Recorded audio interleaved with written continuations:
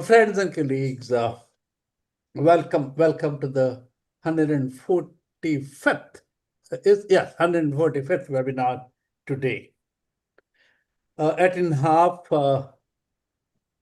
Rethinking City webinar series, this is a season of municipalities, the season of the local self-governments. While today on 8th April, we are discussing municipal leadership with a strong panel of national and international subject experts and thinkers. We had a rich exchange yesterday and day before on the related themes. Let me tell you what. On 6th April, we examined, is urban sector adequately financed? That was the question. With Dr. Ravikant Joshi as the lead presenter. And he made a tremendous impact. And it became very clear that the money to meet a major challenge in form of a rampaging urbanization, which will place some 870 million people in cities by 2050, a visible deficit in reasonable basic services to the people, and a huge ambition of a $30 trillion economy by 2047, which is almost impossible without efficient, productive, resilient, and inclusive cities, is highly inadequate. What I'm saying is this: if this is all to be done, resources are very inadequate. It is perhaps 1/3 or 1/4 of what the experts and knowledgeable institutions estimate. Is that low. Less than 1% of the national GDP, that too with a skewed distribution within the sector. And I was absolutely surprised to get the statistics. More recently, it is found that 40% of the pie has gone to the metro rail and 30% to PMAY, 70% of the resources to just these 2B investments. Yesterday's session was titled Crystal Glazing Impact of 16th Finance Commission on Urban Governance. It was a very interesting title, I thought. It noted some unprecedented allocation by the 16th Finance Commission, which has recommended rupees 3.6 lakh crore for the urban local bodies for the period 2026 to 31. It's a major 230%. As a matter of fact, Raviji explained to me that if you consider everything is not 230%, it's 300% increase over the 15th Finance Commission. Yet, there were questions. Will this money reach our cities? Will it be used properly? Is this money enough for the task on hand? Even if we have the money, do the local governments have the capacity to use this money properly? What about small cities? Will they get their share of finances? It's a series of questions that came up, a very rich discussion. Today, we're looking into the municipal leadership by an eminent panel of national and international experts. We all know that municipal leadership in India suffers from severe limitations in power, financial autonomy, and accountability, and is often reduced to a toothless tiger by the state-level interference and dominance of a government-appointed officer over the elected mayor. We're very aware of this.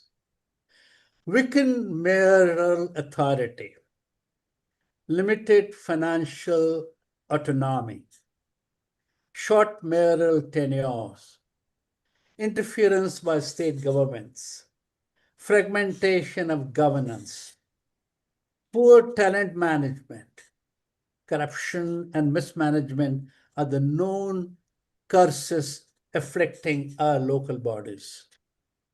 I distinctly remember the then finance minister of Gujarat, when I was very, very young, probably 25 years, voicing his concern on the quality of leadership in the municipality in a workshop on municipal governance.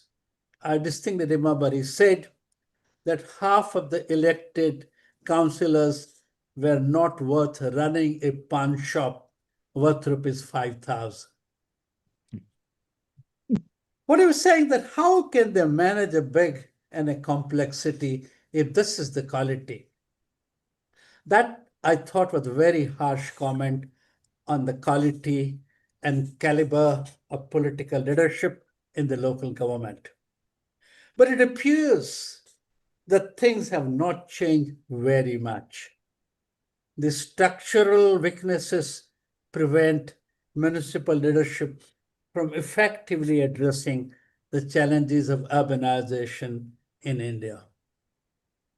This meeting absolutely will go a step forward.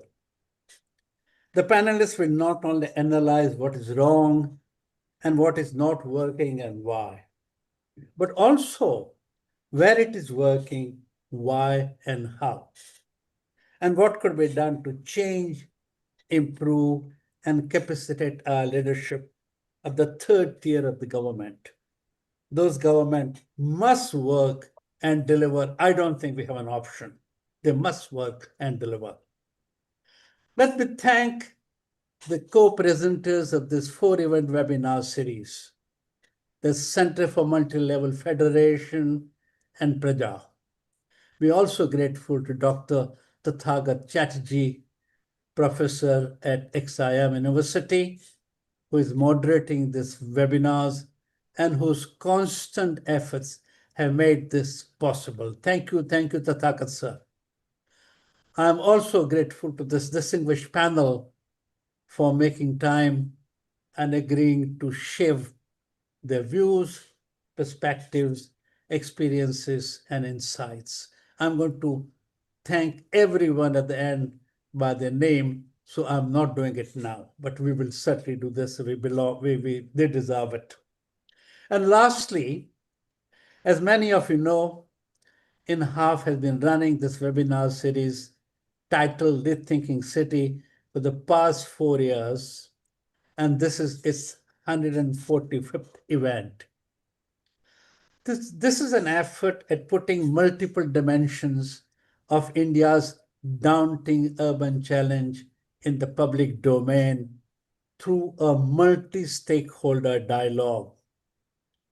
We have found this effort worthwhile in every conceivable way and hope to continue doing it till we enjoy credibility and organization doing it in public interest and receiving support of both the experts, specialists, and also those who find time to attend, participate, and encourage us to continue and do more. So we're very grateful that we are doing this for 4 years, and we've got tremendous amount of, every time I call, I think, Jha Saab, he's never told me no, and everyone just is available, and that's the strength of this effort. So thank you very much, and over to Souvanic Ji, who's going to kind of moderate the session today in absence of Tathagata Saab. I understand you're here only for a while, right? Yeah. Thank you, Souvanic. Yeah. Very good evening. Am I audible?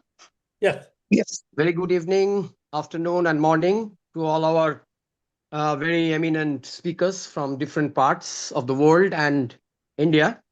So thank you, Kirtiji, for very informative and great introduction to this, the second webinar in this thematic series on municipal governance in federal systems. And we are about to start our second of the webinar in this series is on municipal leadership.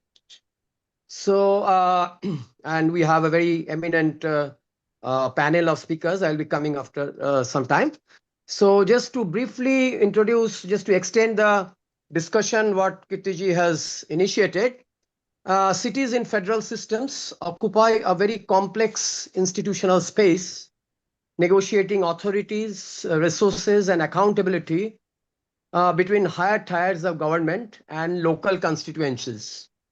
At the heart of the negotiation lies the office of the mayor, whose powers, legitimacy, and administrative control vary significantly across countries and cities.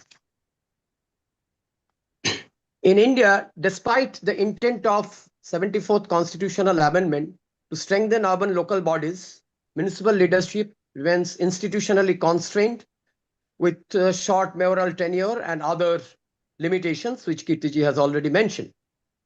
Executive authority is typically vested in state government appointed municipal commissioners, with mayors often playing largely ceremonial role. However, there are important variations across states. In contrast to that, in United States, they offer a range of executive mayoral models, particularly in large cities such as New York, where mayors are directly elected and exercise substantial control over administration and budgeting and other aspects.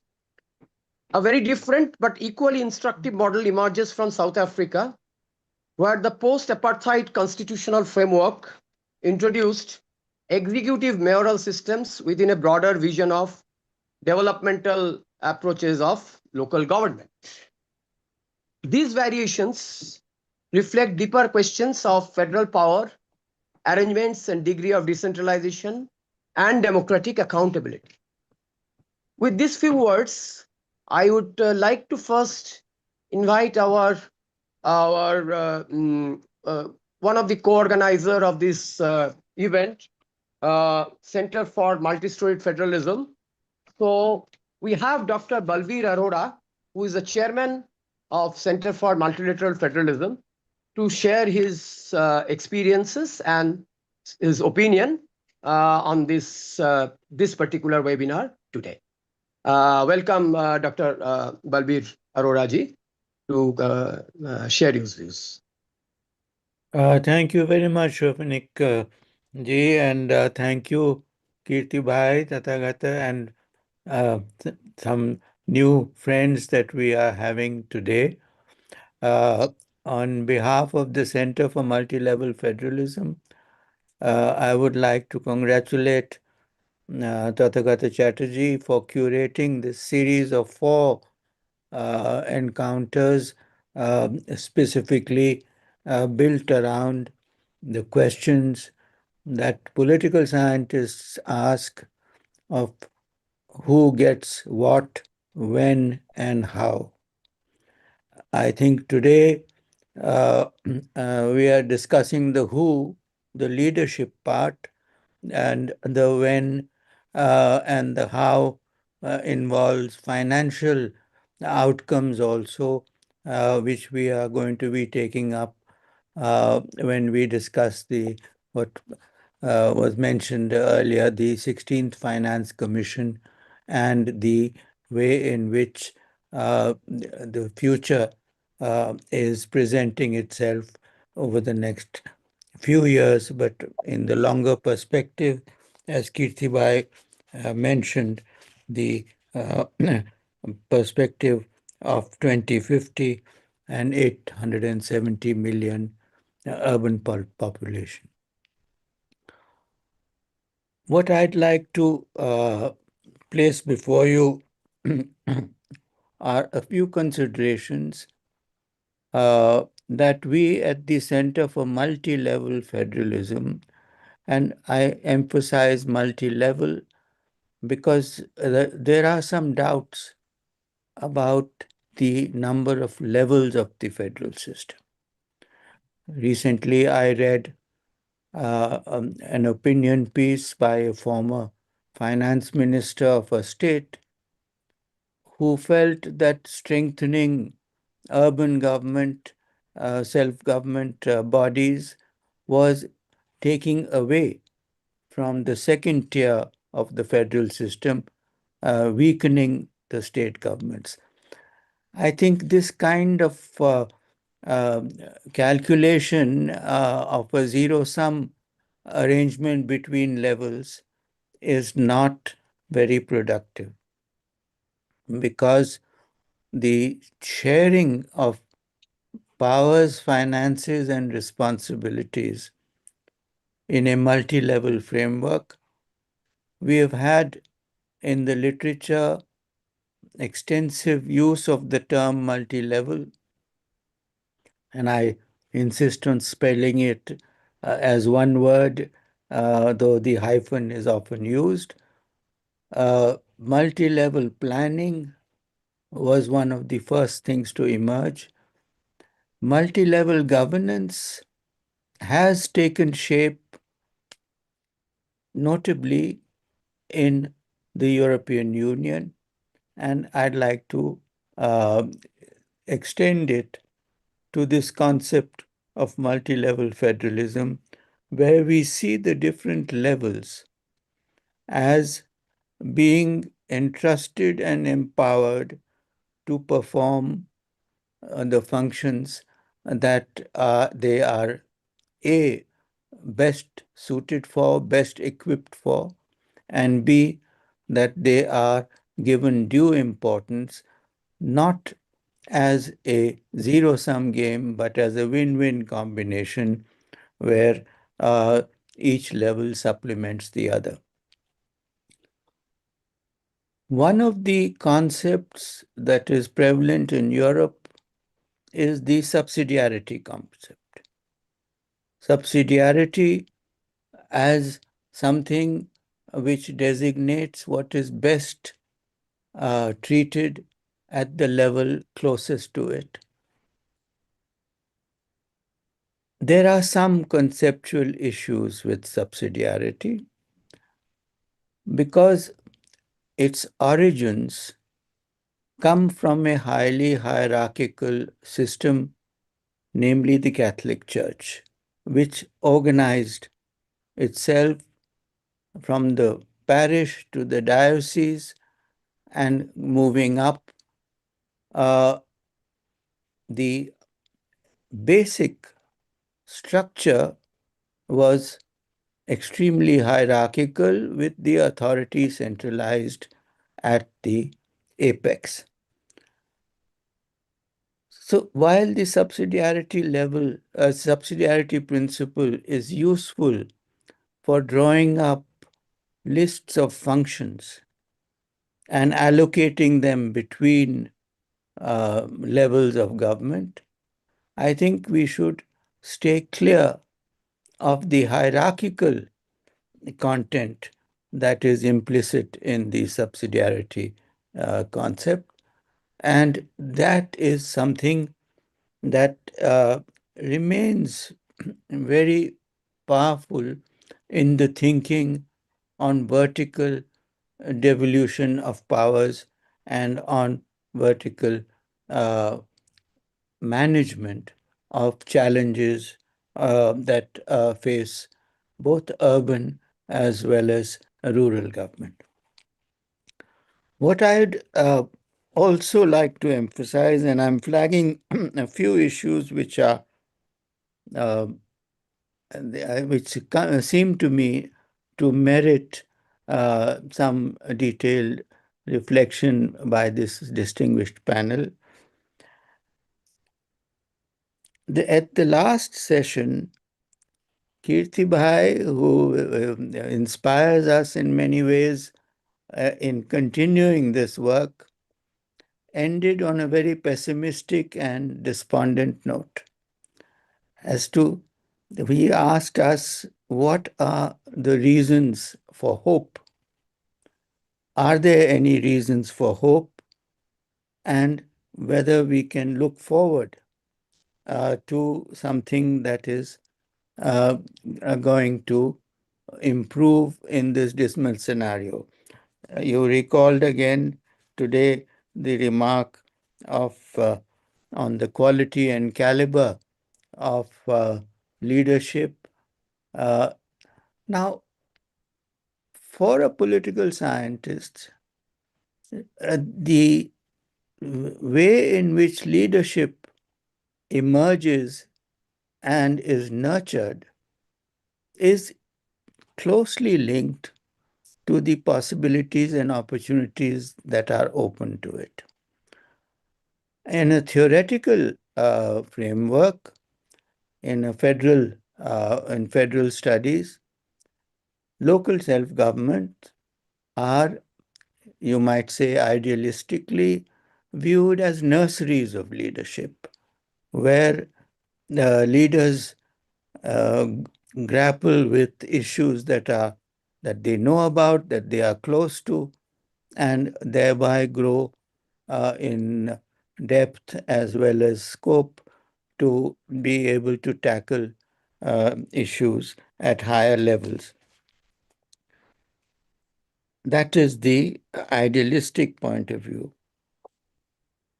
In the real world, the question of political dynasties has been raised. The question of how women's reservation is going to be worked out, whether it will be through a list system in proportional representation with parties deciding who will uh, be chosen, and the question of how leadership at the local level can be uh, equipped to perform this role of being a nursery for future leaders. Now, I know that Gujarat, in the days of the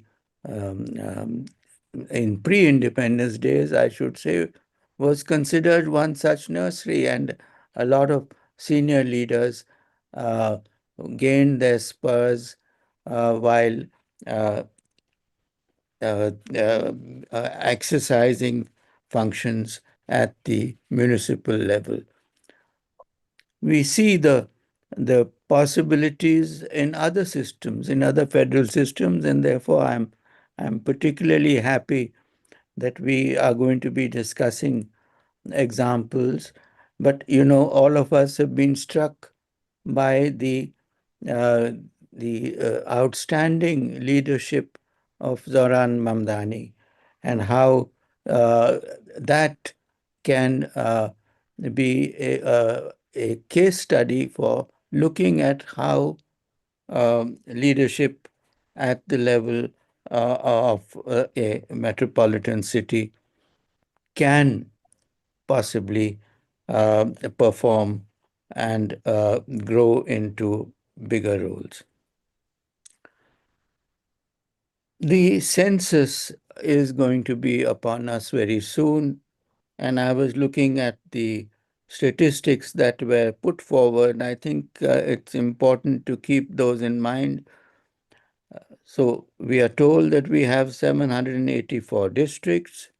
We have 5,127 statutory towns, which therefore by statute are obliged to have some form of governance.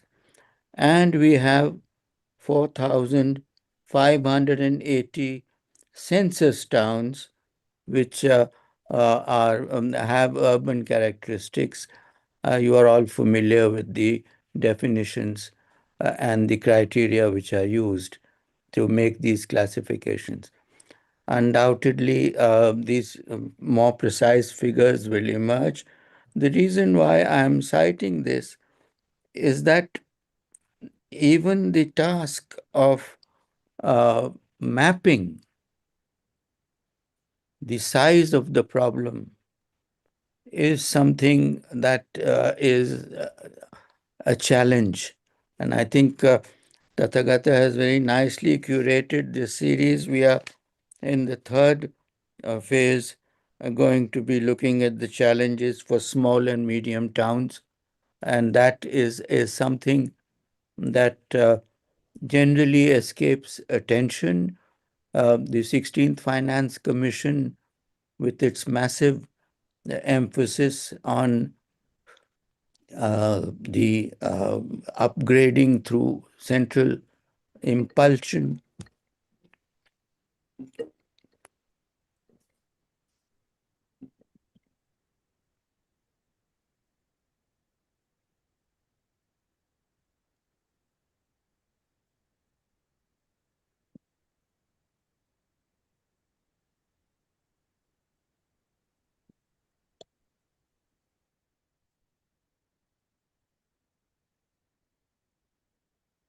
Sir, have we I lost think, you?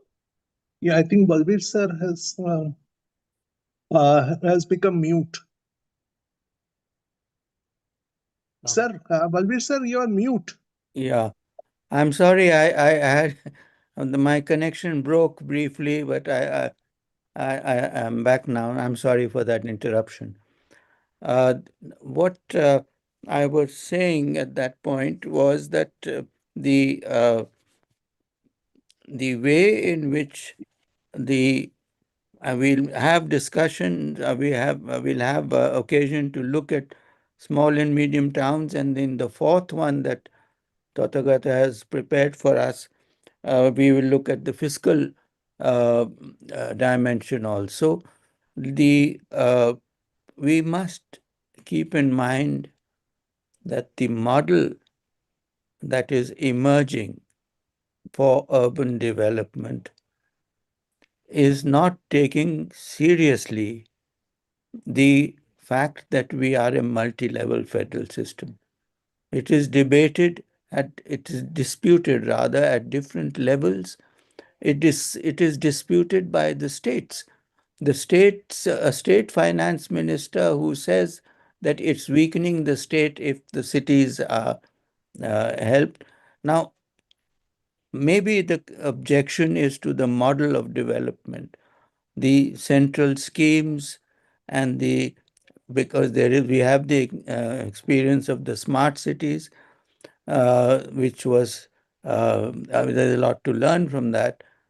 So what we have today, and I'm very happy that we have this panel which is going to be discussing this, is the possibility of uh, identifying best practices and at least trying to see to what extent multi-level federalism can be injected into thinking on how these problems uh, need to be tackled.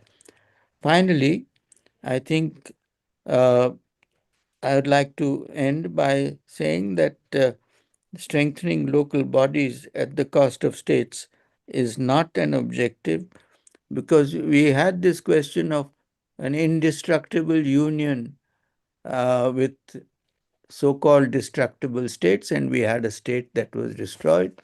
But the way in which we have to see it is that local bodies are outside the purview of the union to a certain extent, and so it depends on how the states view them, how they nurture them, and how they give space to them, give space to their leadership, and give space, financial space for them to grow and develop. So I thought with these few remarks, which come from a perspective where you would have guessed I'm uh, attached to the idea of multi-level federalism, uh, I hope that we'll be able to learn from each other. Thank you very much. Thank you, Balveer ji. So, thank you again for flagging very pertinent issues related to multi-level federalism and the challenges and the future opportunities. So, I hope the our eminent panel of speakers would certainly would address some of this. So I would now invite our second speaker, uh, Dr. Tinashe Carlton Chigwata, who is the head of the multi-level government, Dula Omar Institute, University of Western Cape, South Africa, which is a very, very renowned institute on urban governance. And my question, so Mr. Tinashe, can you hear me? Yes, I can hear you loud and clear. Okay, okay, fine. Thank you. So my question for you to speak on is in South Africa, to what extent the concentration of executive authority in the hand of mayor has improved integrated planning and service delivery, and to what extent it really facilitated the situation, or what are the new challenges emerging? So just one point I would speak before you start. In the first round of discussion, we'll have 7 to 8 minutes for all of the speakers. And then again, we'll have a second round where you can certainly expand and reflect on what others says. So yeah, it's over to you, Mr. Tinashe. All right. No, thank you so much. Let me, I think, just start by expressing my gratitude um, for the invitation to participate in this exciting webinar series. And yeah, the special thanks to Tagata for the invitation. And also, I think from the first speaker, I think some of the points that have been mentioned resonates with me very well, because those are some of the challenges that we are grappling with in South Africa at the moment. The issue of financing, the issue of the relationship between your municipalities and your state. I think those are some of the issues that we are dealing with. And then, of course, the bigger one here, the capacity of municipalities to perform. I think that's also, I think, a big one that we have at the moment. But let me make brief remarks regarding the issue of mayors in South Africa. So maybe for the benefit of those that are not familiar with the South African system, I'll quickly just touch upon on the multi-level government system in South Africa, and then go on to the issue of the mayors. So in South Africa, we have what's referred to as a quasi-federal country. So it's more or less shares a lot in with India. So we have got three spheres of government: national, provincial, and local. And those three spheres are distinctive, interdependent, and interrelated. There's also a constitutional division of powers and functions and resource raising powers among these three spheres of government. And of course, something that is closer to India as well, we've got the revenue sharing that is overseen by an independent body. So this is in brief the South African multi-level government system. In terms of the makeup of the system itself, we have got a strong national government or federal government, very strong municipalities, and weaker provinces, which in your case are your states. So you've got your states that are sandwiched between these two strong spheres in national and provincial government. Then the local government system, we've got what we refer to as war-to-war municipalities. So the entire part of South Africa is under the jurisdiction of a municipality. So there is no area which is not governed by a municipality. And we've got three categories of municipalities. The first one is your metropolitan municipalities, which are usually your larger cities, including Cape Town and Johannesburg. We have got your district municipalities, those that preside areas that are governed by more than one municipalities. And then the last one, we've got local municipalities. In total, we've got 257 municipalities. In the 1990s, we had more than 1,000, but now that number, due to consolidation, has gone to 257. The overall framework for local government is determined by federal or national legislation, but your states, in this case, we call them provinces, they've got a very limited role in terms of the actual establishment of municipalities. And one essential part where the states plays a key role is in determining the type of a municipality, which means whether a municipality can have an executive mayoral system or what we refer to as an executive committee system. There are fundamental differences between those two mayoral systems, which then points to that question of whether the mayor is weaker or is stronger. We have separate national and local government elections.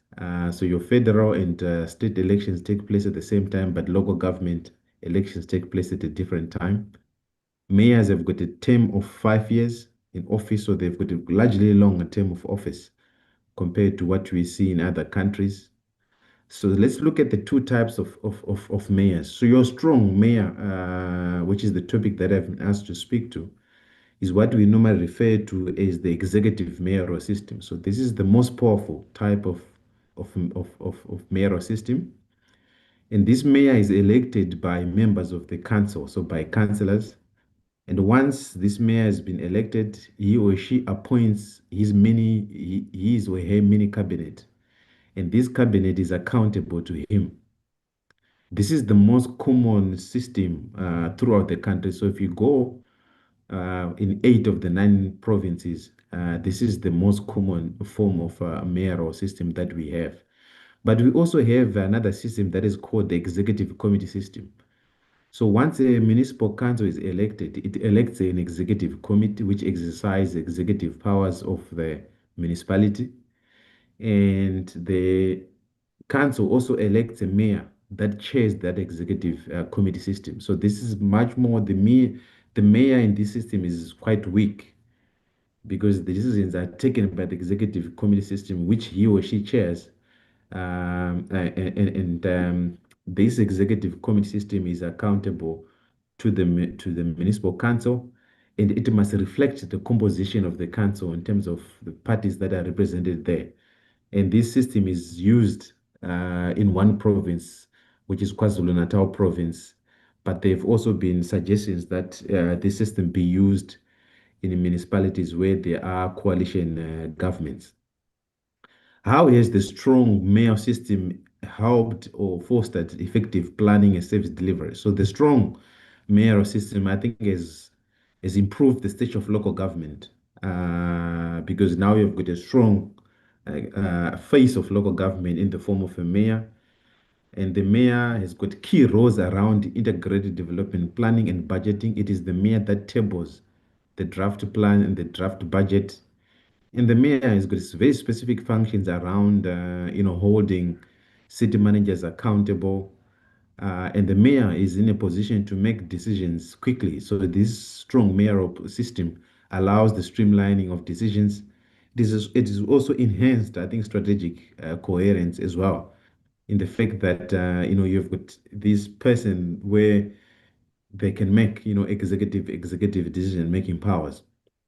I think, but the biggest benefit, as you can see, is that as there is a strong mayor, he or she is the face of local government. He's the face of the city. For example, in my case, I'm based in Cape Town.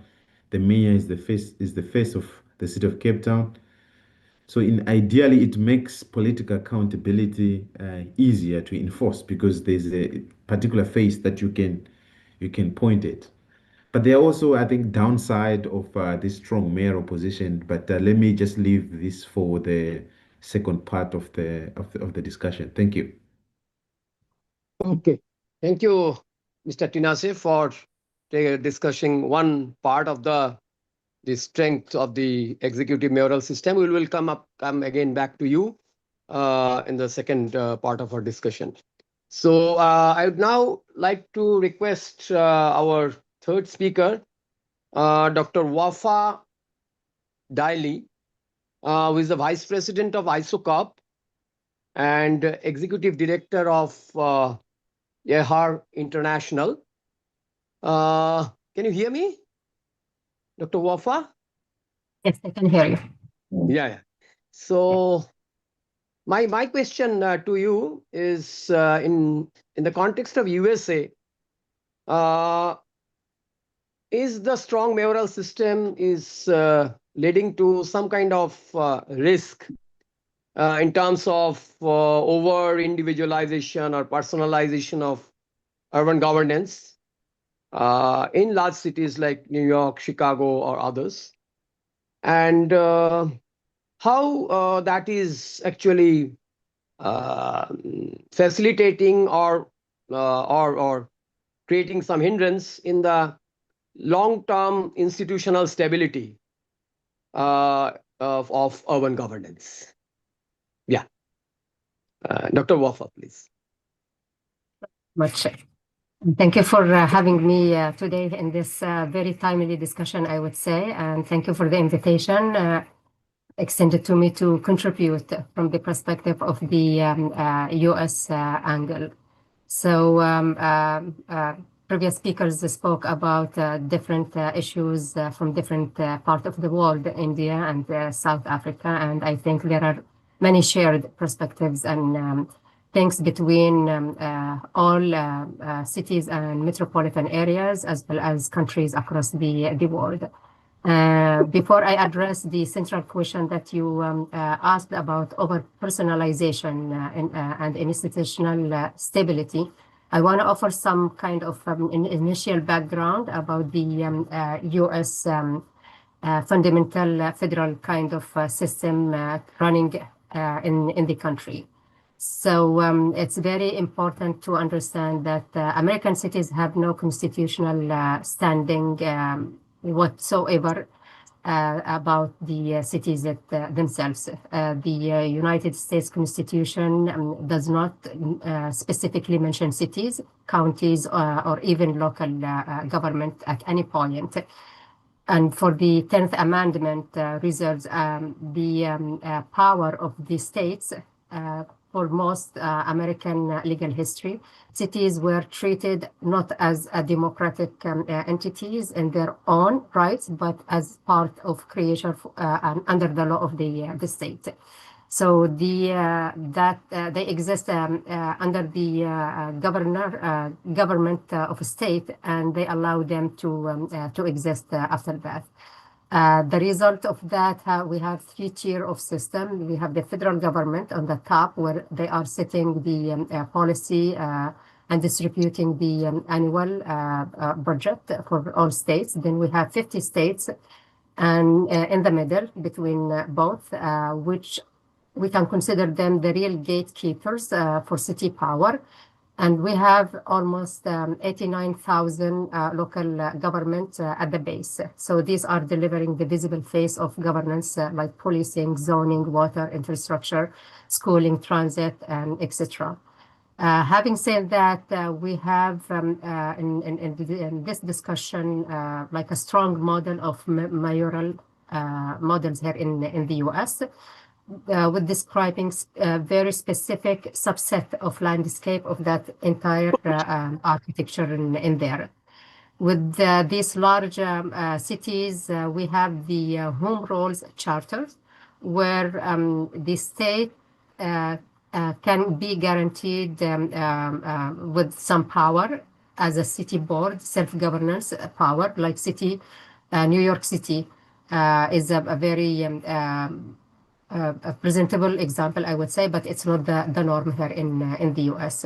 We have the two type of rules on dectorants. If you allow me to explain a little bit about it, that's the D loans rules and the home rules, which are the most important legal distinction between the two dectorants.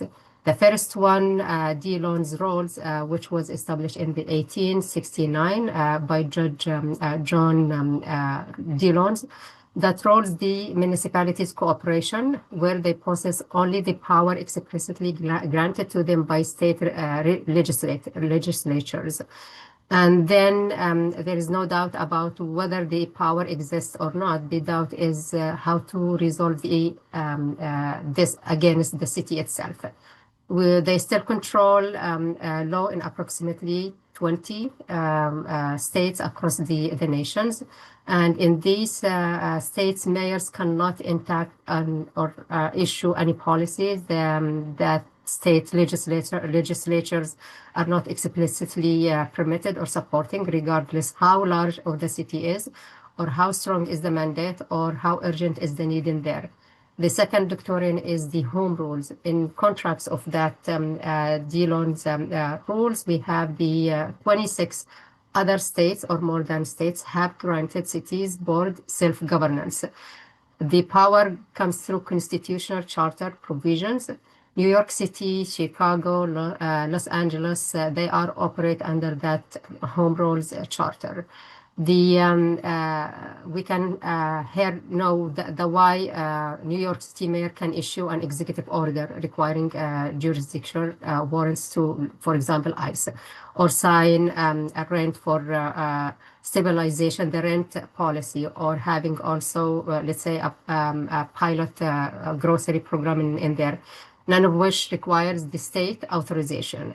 But it's very critical to understand that even under the home rules, cities exist at the pleasure of the state government and itself. Like, for example, for city, New York City, we have Albany. It's overdue New York City, whatever it comes from outside from the New York City mandate.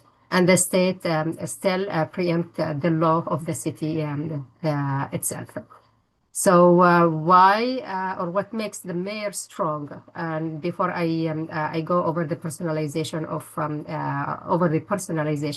the power, I need just to overview the mayor model we have here in the US.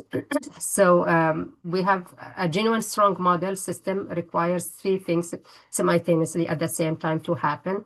The first one is a direct electoral mandate, where the mayor must be chosen by a full city electorate, not appointed or selected by a council.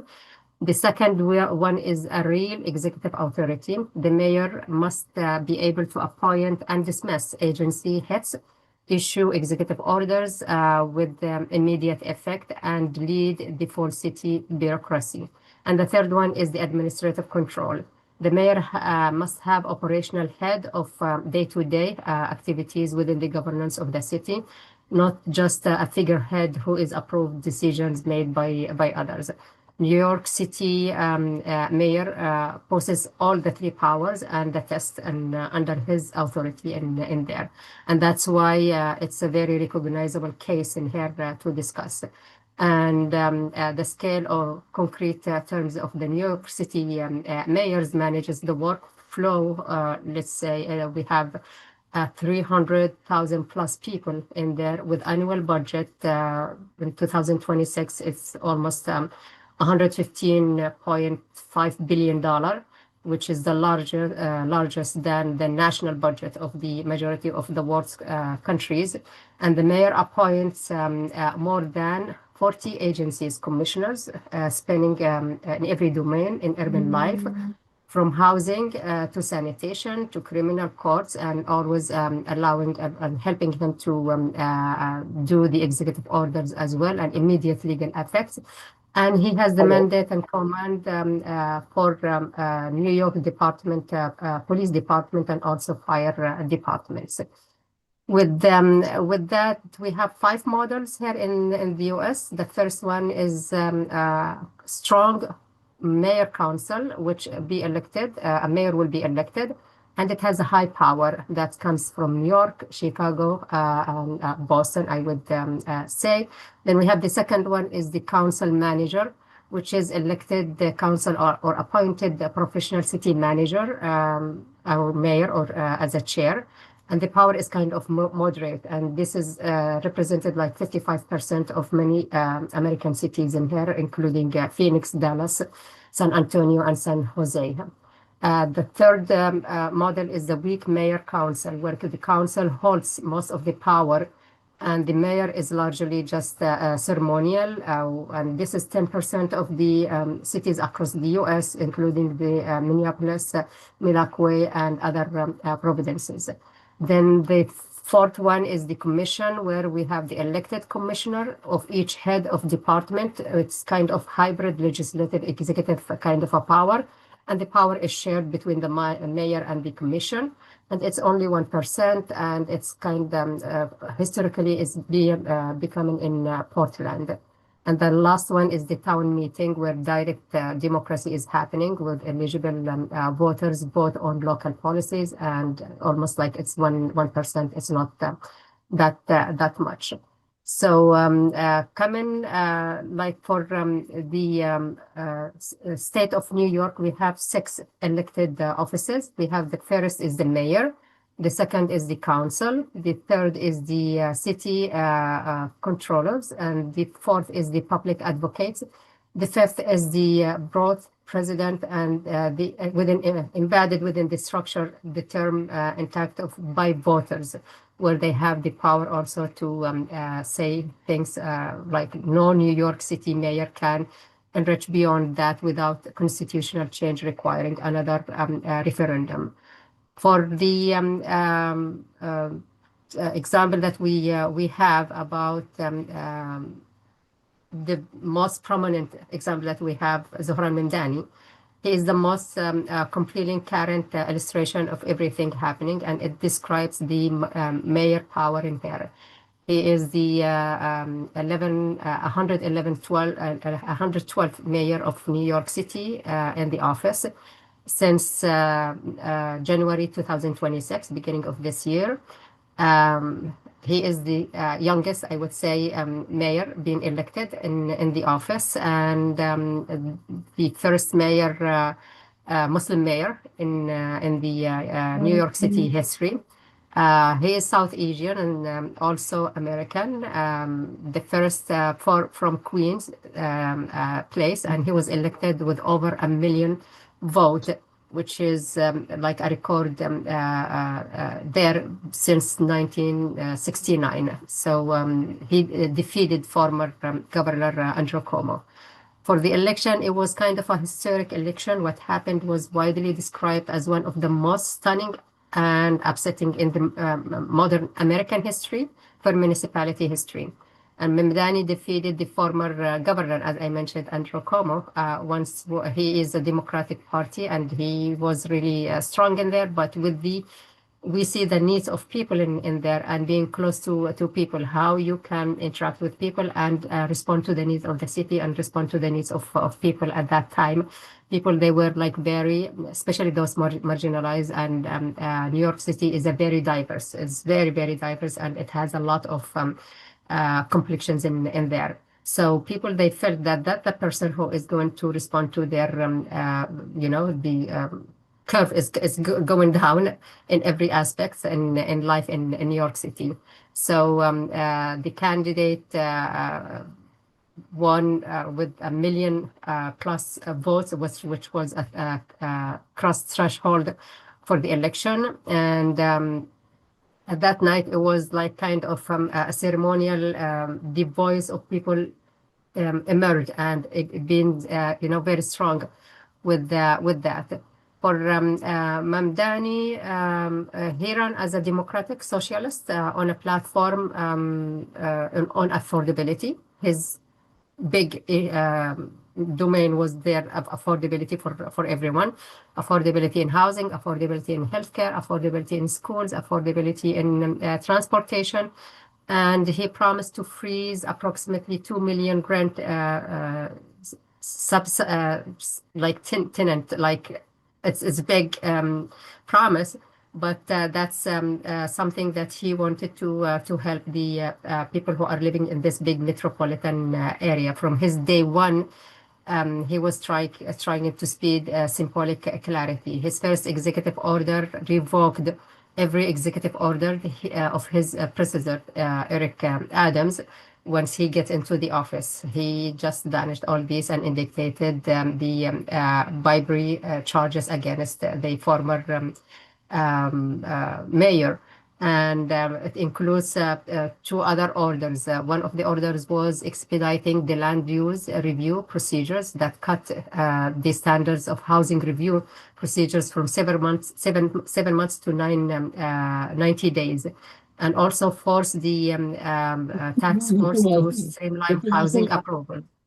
Dr. Wafa, excuse me, we can take up later if you don't mind some of these issues, because we will have a second round. So I'd like to first have one round of discussion of all, and then certainly we'll come back to you.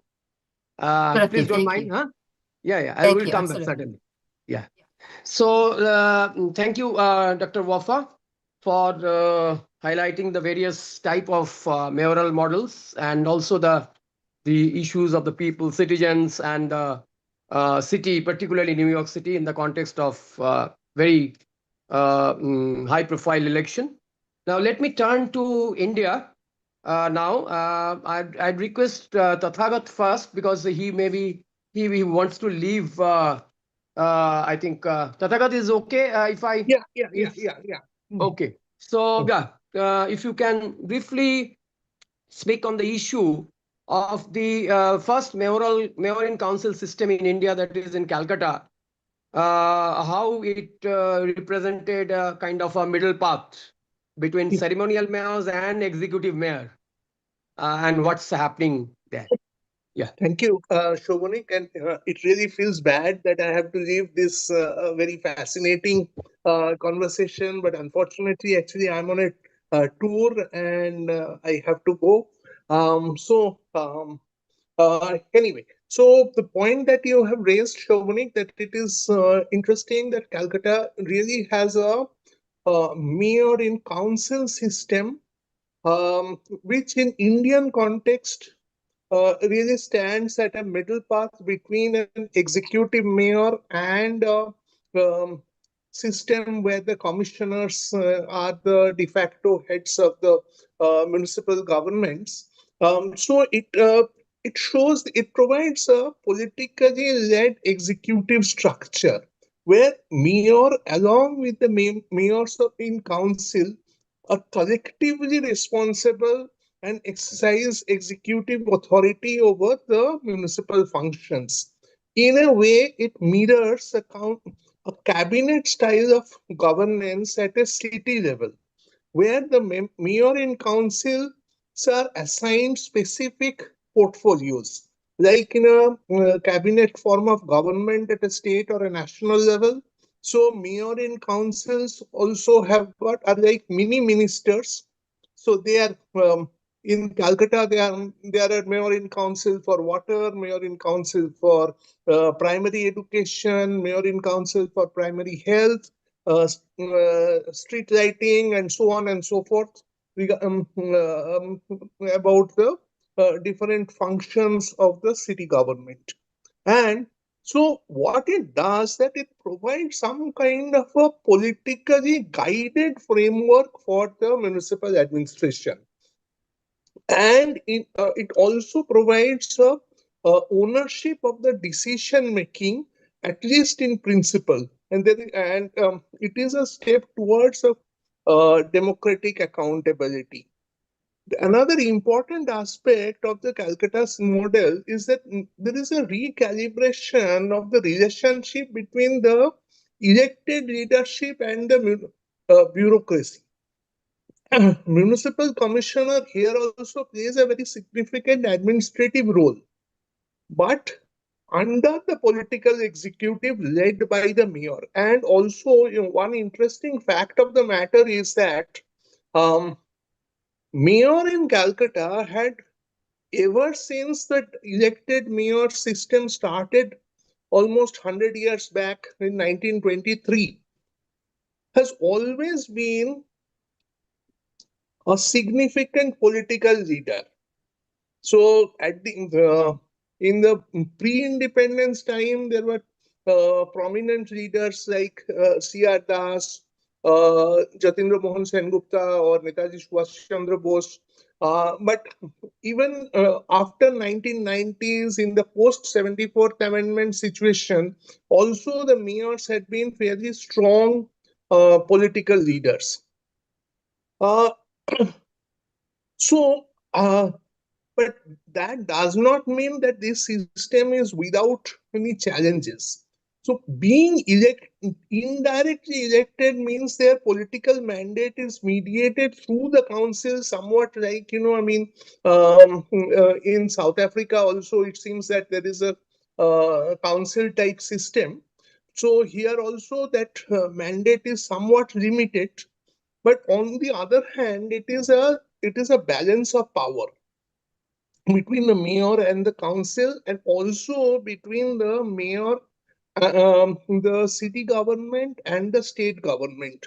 Like most Indian cities in Bengal, also it is a strong state level framework within which the city functions, but nevertheless it has got more say compared to most other big Indian cities like Mumbai or Delhi or Bangalore or places like that. Uh, so, in a way, it is also reflective of the political stability within the system within which it functions. It shows that strengthening of the political leadership does not necessarily require a directly elected strong mayor. So in Calcutta, we had in recent times we had very effective mayor like Vikas Bhattacharya or Prashant Soor and others who had held a lot of political heft. And even today, the person who is the mayor um, is the de facto second person of the government, because he not only he is a mayor of Calcutta, but he also simultaneously holds the post of the urban development minister for the state government, and also the chairman of the Metropolitan Council for the Calcutta Metropolitan Region. But this also brings in the question about accountability. See, I mean, what we see that one person, he is a mayor of a city which is the municipal corporation area according to 2011 census is 4.5 million. He is the chairman of the Metropolitan Planning Committee of an area which is have a 15 million population, and he is the urban development minister of the state government. Now, is it possible for one person to handle so many responsibilities? So this is an anomaly. But from a systemic point of view, this shows that uh, the strong mayor need not be directly elected mayor within a cabinet form. It is also possible to have a functioning effective mayor, and it's an incremental reform model. And so, and there is it has to have a clear delineation between the political leadership and the administrative authority. And without that clear demarcation, the system can become more complicated. So I would stop with this, and I'm extremely sorry that I have to leave today. So I would catch up, I think, perhaps with the YouTube video or something like that. Yeah. So Yeah. I would end now. Thank you. Thank you, Thank you, Tathagata, sir. Thank you, for Tathagata, sir. Thank you. explaining nicely the Calcutta system, the mayoral system, and also the challenges what we are facing under the current political or dispensation. Now, I would like to move to Dr. Ramanath Jha, who is a distinguished fellow at Observer Research Foundation, which is a very prominent think tank in the country on urban governance and public administration. My question to Dr. Jha is from an all India perspective. Is there any recent shift towards directly elected mayor system or more empowered mayors? And is it actually representing some kind of improving accountability or finally in the service delivery performance? Yeah, Dr. Jha, please. Thanks, Roy, sir, for this opportunity. Audible? Your voice is a bit. Can you check your microphone? Just it's not very clear. Am I audible now? Yeah, but is it you need the headphone or if you need remove the headphone? Would it be Here and difficult? now, Oh, Better. absolutely fine. Absolutely fine. is this fine? Okay. Your, Thanks, Roy sir and Kirti sir, for this opportunity. I'll answer the questions in the second phase of the discussion and come directly to some summary remarks in regard to municipal leadership. The short answer, of course, to your question is no, we are not moving in the direction of strong municipal leadership. In fact, there have been strong currents of trying to undercut the cities and the states trying to take over powers that the 74th Constitutional Amendment meant for the cities.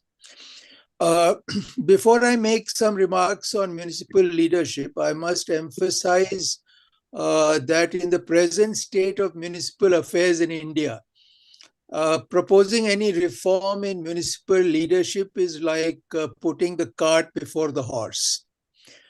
Given the substantially disempowered state of Indian ULBs, having quality leadership in a powerless organization is like replacing a caged parrot with a caged lion. So whether mayors are directly elected or indirectly elected, whether they are the chief executive or merely a ceremonial head, makes little difference in a hugely disempowered municipal body. That's the first point that I would like to make.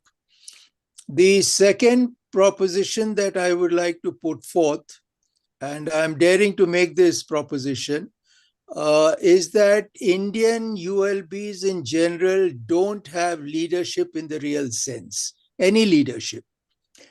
Cities have appointed municipal commissioners in general, and they should be looked at as managers.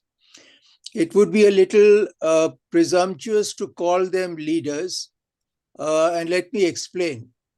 Firstly, they are career bureaucrats, and their tenures are in the hands of the state. So as career bureaucrats, they have firstly an operational role. That is the principal role of managers. They are supposed to perform a given job to the best of their abilities. In the ULB, they would ensure that municipal services are rendered efficiently, deadlines of tasks are ensured, and citizens' grievances are addressed. Furthermore, they have a regulatory role. See that rules and regulations of the city are followed, unauthorized activities are punished, and citizens are not inconvenienced. A conscientious commissioner might even take up a developmental role, that is, plan for the future of the city, take up projects that would be needed for the future. However, their leadership role is very limited and partly forced. As the top manager, they need to lead the municipal employees in the sense of setting targets for them and monitoring their performance. However, they are not charged with the task of leading the elected members of the ULB. That is left to the political executive. In a peculiar way, therefore, the leadership role gets fractured. So politics in the ULB would be led by the mayor, the chairman of committees, and the party that is in power, with a lot of meddling from the state.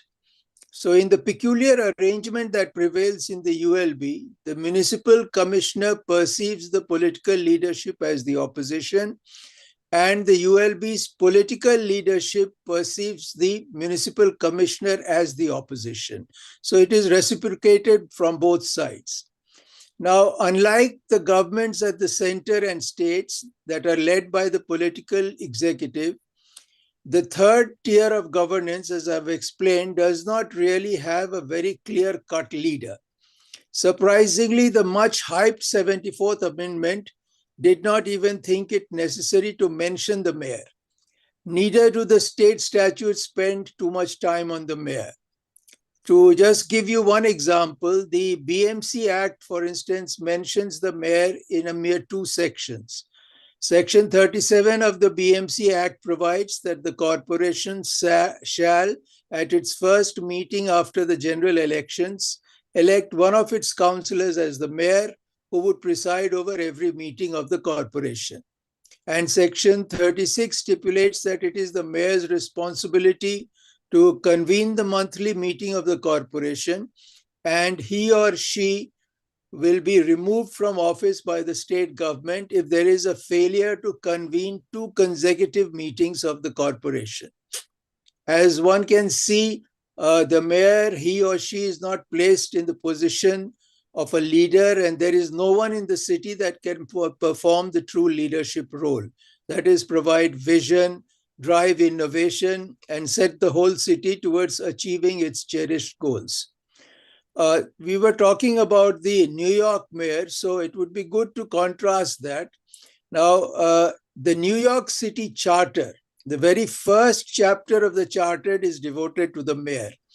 And I would quote from it. It states that the mayor will serve as the city's chief executive officer.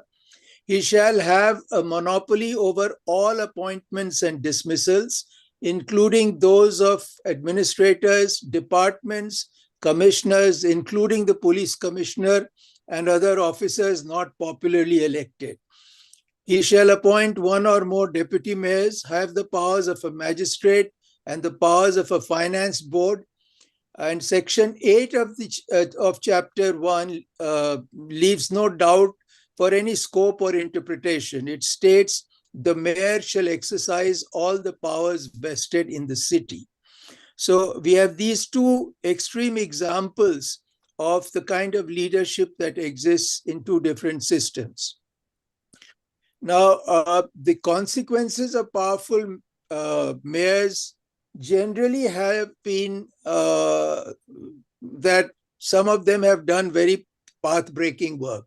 For instance, we have the example of the Mayor Curitiba in Brazil, who put together the city's and the world's first bus rapid transit system, and created the integrated transport network. It's something that we emulated in our cities. It's not in the best of health in our cities, but we tried and emulate the BRTS in many of our cities, and it's currently functional in about 7-10 of them. We have the example of the mayor of Barcelona, who turned the city into one of the smartest cities and did pioneering work in the Internet of Things industry. Now, what these mayors had in common was that while they were strong, achievement-oriented personalities, they were also backed by long tenures and enormous authority at their command to convert their visions into reality. Now, let us call this powerful model of mayor as the DEAM model, that is, directly elected executive mayor. We have a lot of examples of this model in various cities of the world. The model exists in some of the cities of US, Germany, Italy, Spain, the United Kingdom, where London is an example. Slovakia, Bulgaria, Romania, Slovenia, Albania, Ukraine, and Hungary adopted this system in the 1990s. From what I gather, Poland switched to the DEAM system in 2002 and Croatia in 2009. There are several other countries and cities where there are directly elected mayors, but there are also exceptions. Like in countries such as Iceland and Latvia, they follow an indirect election method, and Belgium and Finland have an appointed chief executive. Coming to India, it's important to look at what the Second Administrative Reforms Commission recommended. It recommended the powerful mayor model. It stated the commission is of the firm view that executive power must be exercised by the elected mayor because basic democratic legitimacy demands that power is exercised by the elected executive. Only when the elected executive exercises real authority can people understand the link between their vote and the consequences of such a vote in terms of provision of public goods and services. If the elected local government has no real authority, and if executive powers are vested in an unelected official appointed by the state government, then local governance is reduced to mere symbolism. I think these words are extremely important. And therefore, the commission was of the view that the mayor should be the chief executive of a city government, and the city government should have the power to appoint all officials, including the commissioner, and hold them to account. Unfortunately, this recommendation of the Second Administrative Commission did not find any support in India. So in the current situation, there is a strange kind of a situation where the arrangement has pitted an entire elected local body as opposition to the municipal commissioner. This is fraught with serious consequences of misgovernance and poor municipal performance. Local councillors are dissatisfied with their individual as well as collective position of executive powerlessness. They are therefore highly prone to exercise de facto power through a variety of tactics of putting pressure on the chief executive to do their bidding. Since the councillors have no accountability in law for any action taken by the commissioner, there are no limits to their demands. The tactics of councillors are often countered by commissioner by equally diverse methods, which essentially stalls decision making. The situation becomes more critical for the commissioner in cases where local political majority rests with the same party that rules the state. In such situations, the state government could be forced to transfer the commissioner out of the municipal body, and this is to keep the party flock together.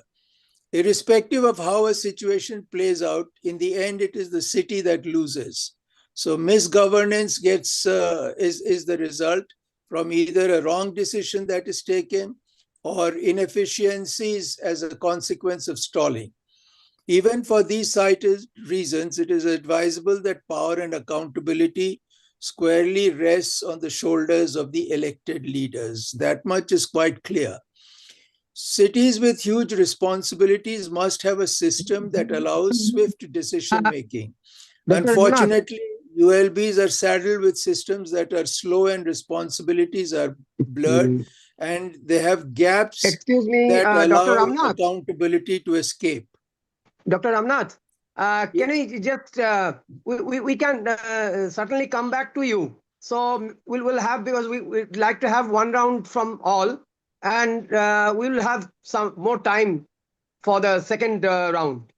Can you go so back? I'll conclude by saying that the situation is ripe in Indian cities for a change in the leadership context. However, the cities themselves are powerless entities. We would therefore have to deliver first self-governing and empowered ULBs. No point electing caged lions. Thank you. Thank you, Dr. Jha, for very nicely explaining the global picture and also the Indian scenario of this municipal leadership and its internal contradictions.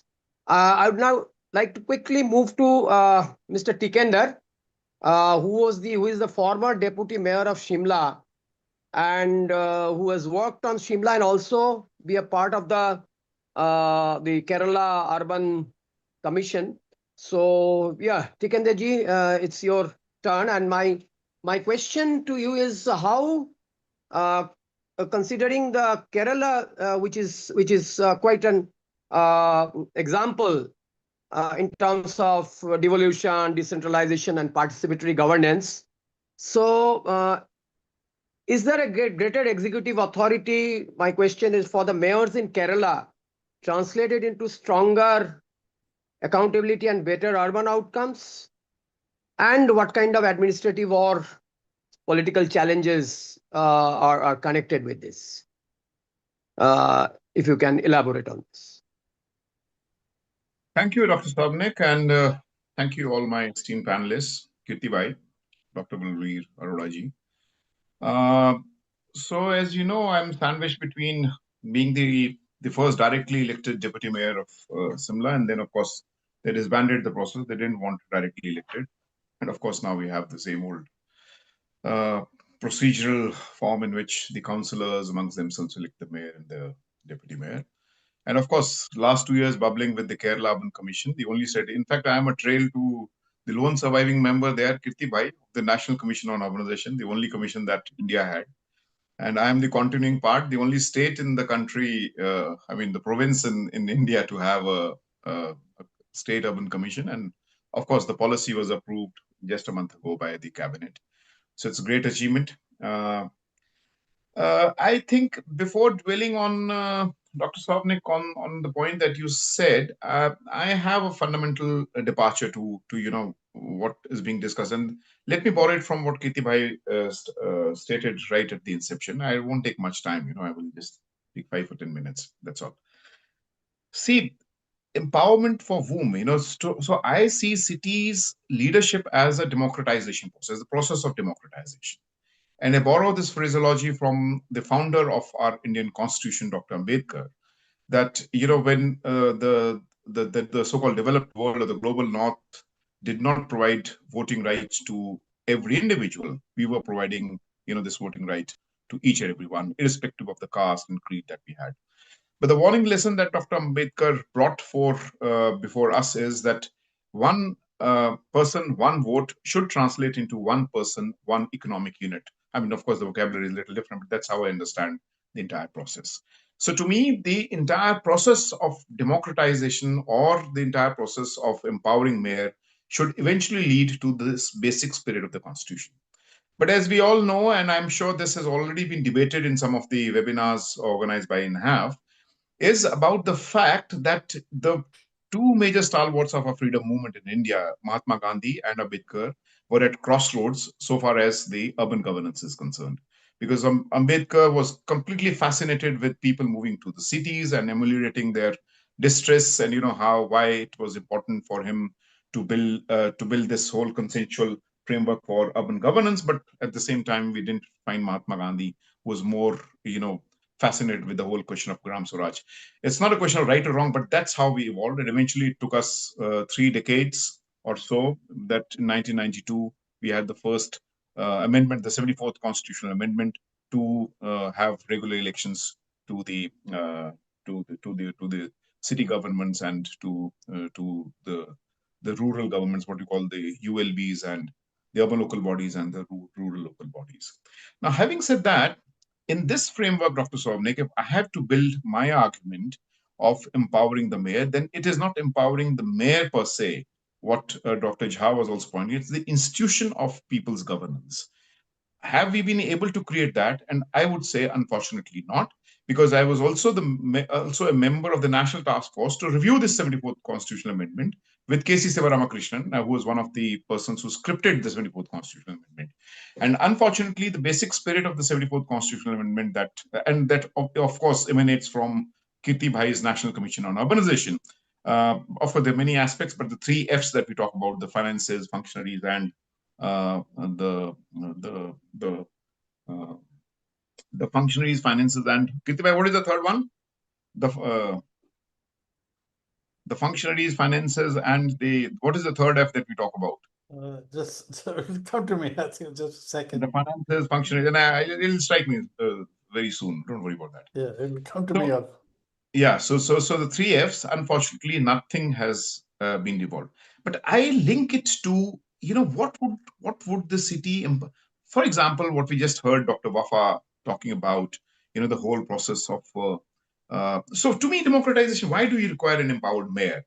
I see it as a cohort of what I call the over-centralization of the fiscal architecture that has been further compounded with the post-liberal, neoliberal economy post-90s, where we find not just the entire taxation system, but if you look at the 16th Finance Commission recommendations, and I beg to differ, there's nothing that the 16th Finance Commission talks about the urban local bodies. If you see the per capita resource allocation, we are at an abysmally low intergovernmental transfers. So we continue to be at 0.5% of the GDP, whereas countries like Brazil, country like Philippines is 3.1% of the GDP. India continues to harp on somewhere around 0.5 to 0.8% of the GDP. So we are a very tertiary form of process. Why? For the simple reason, because Indian cities, no one wants to lose control of the Indian cities. Why? For the simple reason, Indian cities generate some 90% of government revenues. Indian cities generate some 70% of the gross domestic product of the country. So in this process, we thought after the 74th Constitutional Amendment, because we were getting wedded to the neoliberal economy, that let us treat cities as engines of growth. That's what Kirti Bhai and the team, suggested us. And once we have cities and engines of growth, these cities should spatially transform into what was the Nehruvian economy to a neoliberal economy. And there you require this whole democratization of the process where you have decentralization. To me, therefore, 74th Constitutional Amendment inherently had this flawed understanding of that cities would become some centers where one of the major processes, one of the principal foundations of cities would be to attract investments, to ensure that cities compete amongst each other. Mumbai was taught that they have to compete with New York. Likewise, Calcutta was taught that they have to compete with some other city across the world. But unfortunately, as I said, none wanted to pass on the control to the city government, except for some, like, for example, the mayor and council that we have in Calcutta, or the devolution, some kind of devolution process that took place in Kerala. Perhaps the only state in the country where 40% of the planned budget goes to the local governments. So this is something very new. This is what we, in fact, are discussing on the municipal finances through the Commonwealth countries. I'm part of that team to bring out a paper on municipal finances in this whole cohort of the Commonwealth group of countries. So that I would say Kirti Bhai is an anomaly. Look across the board and you will find what is the basic function of the city, and how do you think that the city gets empowered? I was talking to Applebaum, when together we were there in Paris in the climate change talks, and we know that and later the then president also walked out. And I remember the confidence of Mayor Applebaum, the mayor of Boulder City. He said, "Don't worry, Tikender. We govern the cities in US, and we'll force that we come. The federal government also to come back." So the point is, I was asking the mayor of Boulder, I said, "How do you spend your time?" And he said, "I spend my time, say, if I have 10 hours of work in a day, then 2 hours I am a grievance redressal stuff, and then 8 hours I spend on planning and, all those processes." Ask any Indian mayor in the country, how does an Indian mayor spend the time? Dr. Souvanic, if they have 10 hours, 9.5 hours goes into grievance redressal.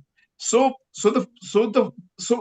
I think one of the fundamental questions of where you empower the city mayor is where you transfer these functions. So the functions, finances, and the functionaries. The functions that I was missing. The most pertinent function, if the empowerment has to take place, and I count it from the larger democratization process, and that's where I borrow words from Dr. Ambedkar, is the whole point of land use, the whole question of land use planning. Unfortunately, no city in the country, and when I say no, means no, including cities in Kerala, they do not have planning as one of their important functions.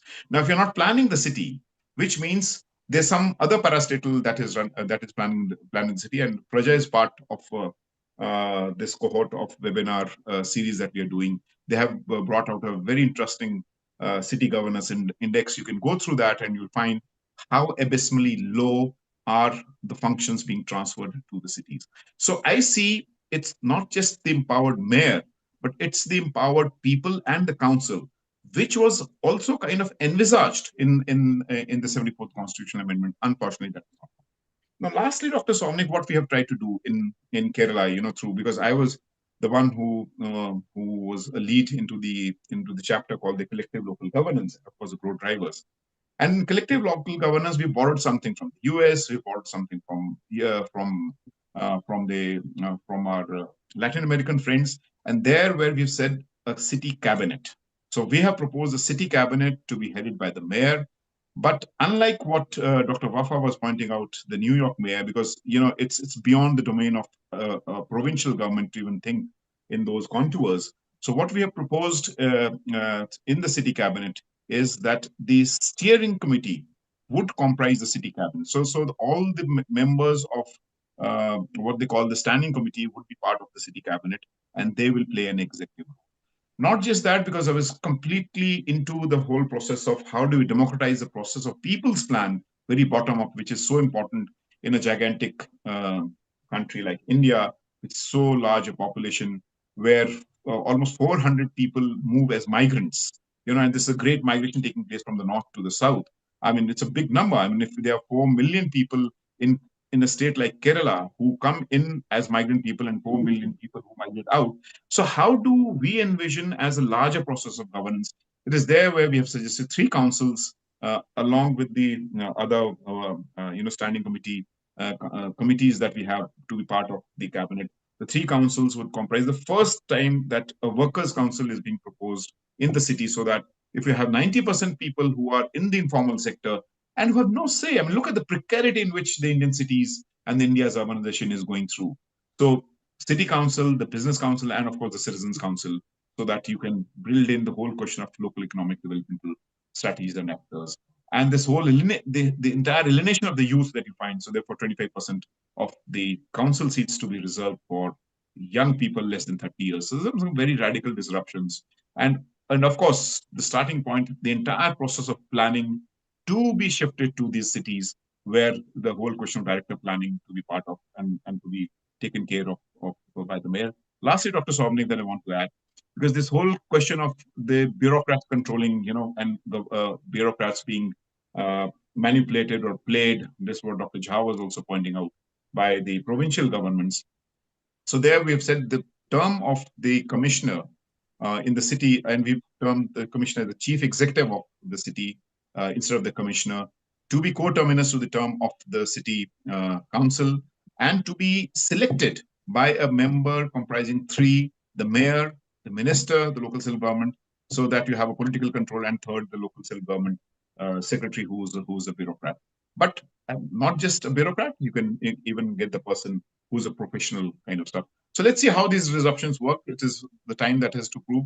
But the point is, at least Kerala is thinking beyond it. They did one experiment with the People's Plan, 40%. They did wonders on that. I mean, look at the way they have been able to eradicate absolute form of poverty and the kind of. But I think still, I mean, if you honestly ask me, 2 years I spent there being member of the commission, there is alienation. Cities are imploding from inside. And but at least there was some kind of journey within the process that they need to handle all that processes. Yeah. Thank you. Thank you, Tikender, very nicely explaining the issue of democratization, which is largely ignored in our existing notion of cities as only the engines of growth, and bringing out, highlighting the new kind of disruptions in the Kerala proposes in their urban policy. Thank you, Tikender. Now I'd like to move to Mrs. R Vachana, Associate Director, Policy Janagra, again, another very eminent, very renowned think tank in our country. And Mrs. Vachana has a long experience from 2015 that Janagra is working on the initiatives like ASICs, and the vast experience on ASICs that report every year, which is very flagship initiative. And so my question to Mrs. Vachana is, based on experiences of working on this initiative, what is your opinion on these institutional factors which we have highlighted in our concept note, like election, tenure, the duration of the tenure, and the authority? What are actually, in a pan-Indian perspective, what are shaping the effectiveness of the municipal leadership, and what are the kind of new directions which could be thought about? Over to Mrs. Vachana. Thank you, Dr. Souvanic. It's actually Miss Vachana. But yeah, thank you. It's lovely to be part of this panel, and it was wonderful to hear from the other esteemed panelists as well. I think I would, a lot of aspects have already been discussed about, especially that is focused on political and bureaucratic leadership, and to avoid repeating the same, let me not get into further details on political leadership as such, because I guess it's already covered adequately. But one thing I would like to reiterate, and I'm completely aligned with what Mr. Tikender and Dr. Ramanath Jha articulated, is that when we talk about leadership, it is not about political or bureaucratic in India's context. It is fundamentally strengthening urban local governments as institutions of self-government as envisaged by the 74th Constitutional Amendment Act. And one critical point I think we have to remember is also that while we keep saying urban local governments are third tier of governments, in India, it is actually not true, because the Constitution has not recognized urban local governments as a distinct tier of government. It is basically a sub-tier to state governments, right? Which is why it is part of 7th schedule. And this often creates, which is one reason why we have such varied models across states and union territories in India. And it is also perhaps one reason why urban local governments do not get the powers, autonomies, like as we see in other examples which were also discussed, especially in South Africa, etc. as well.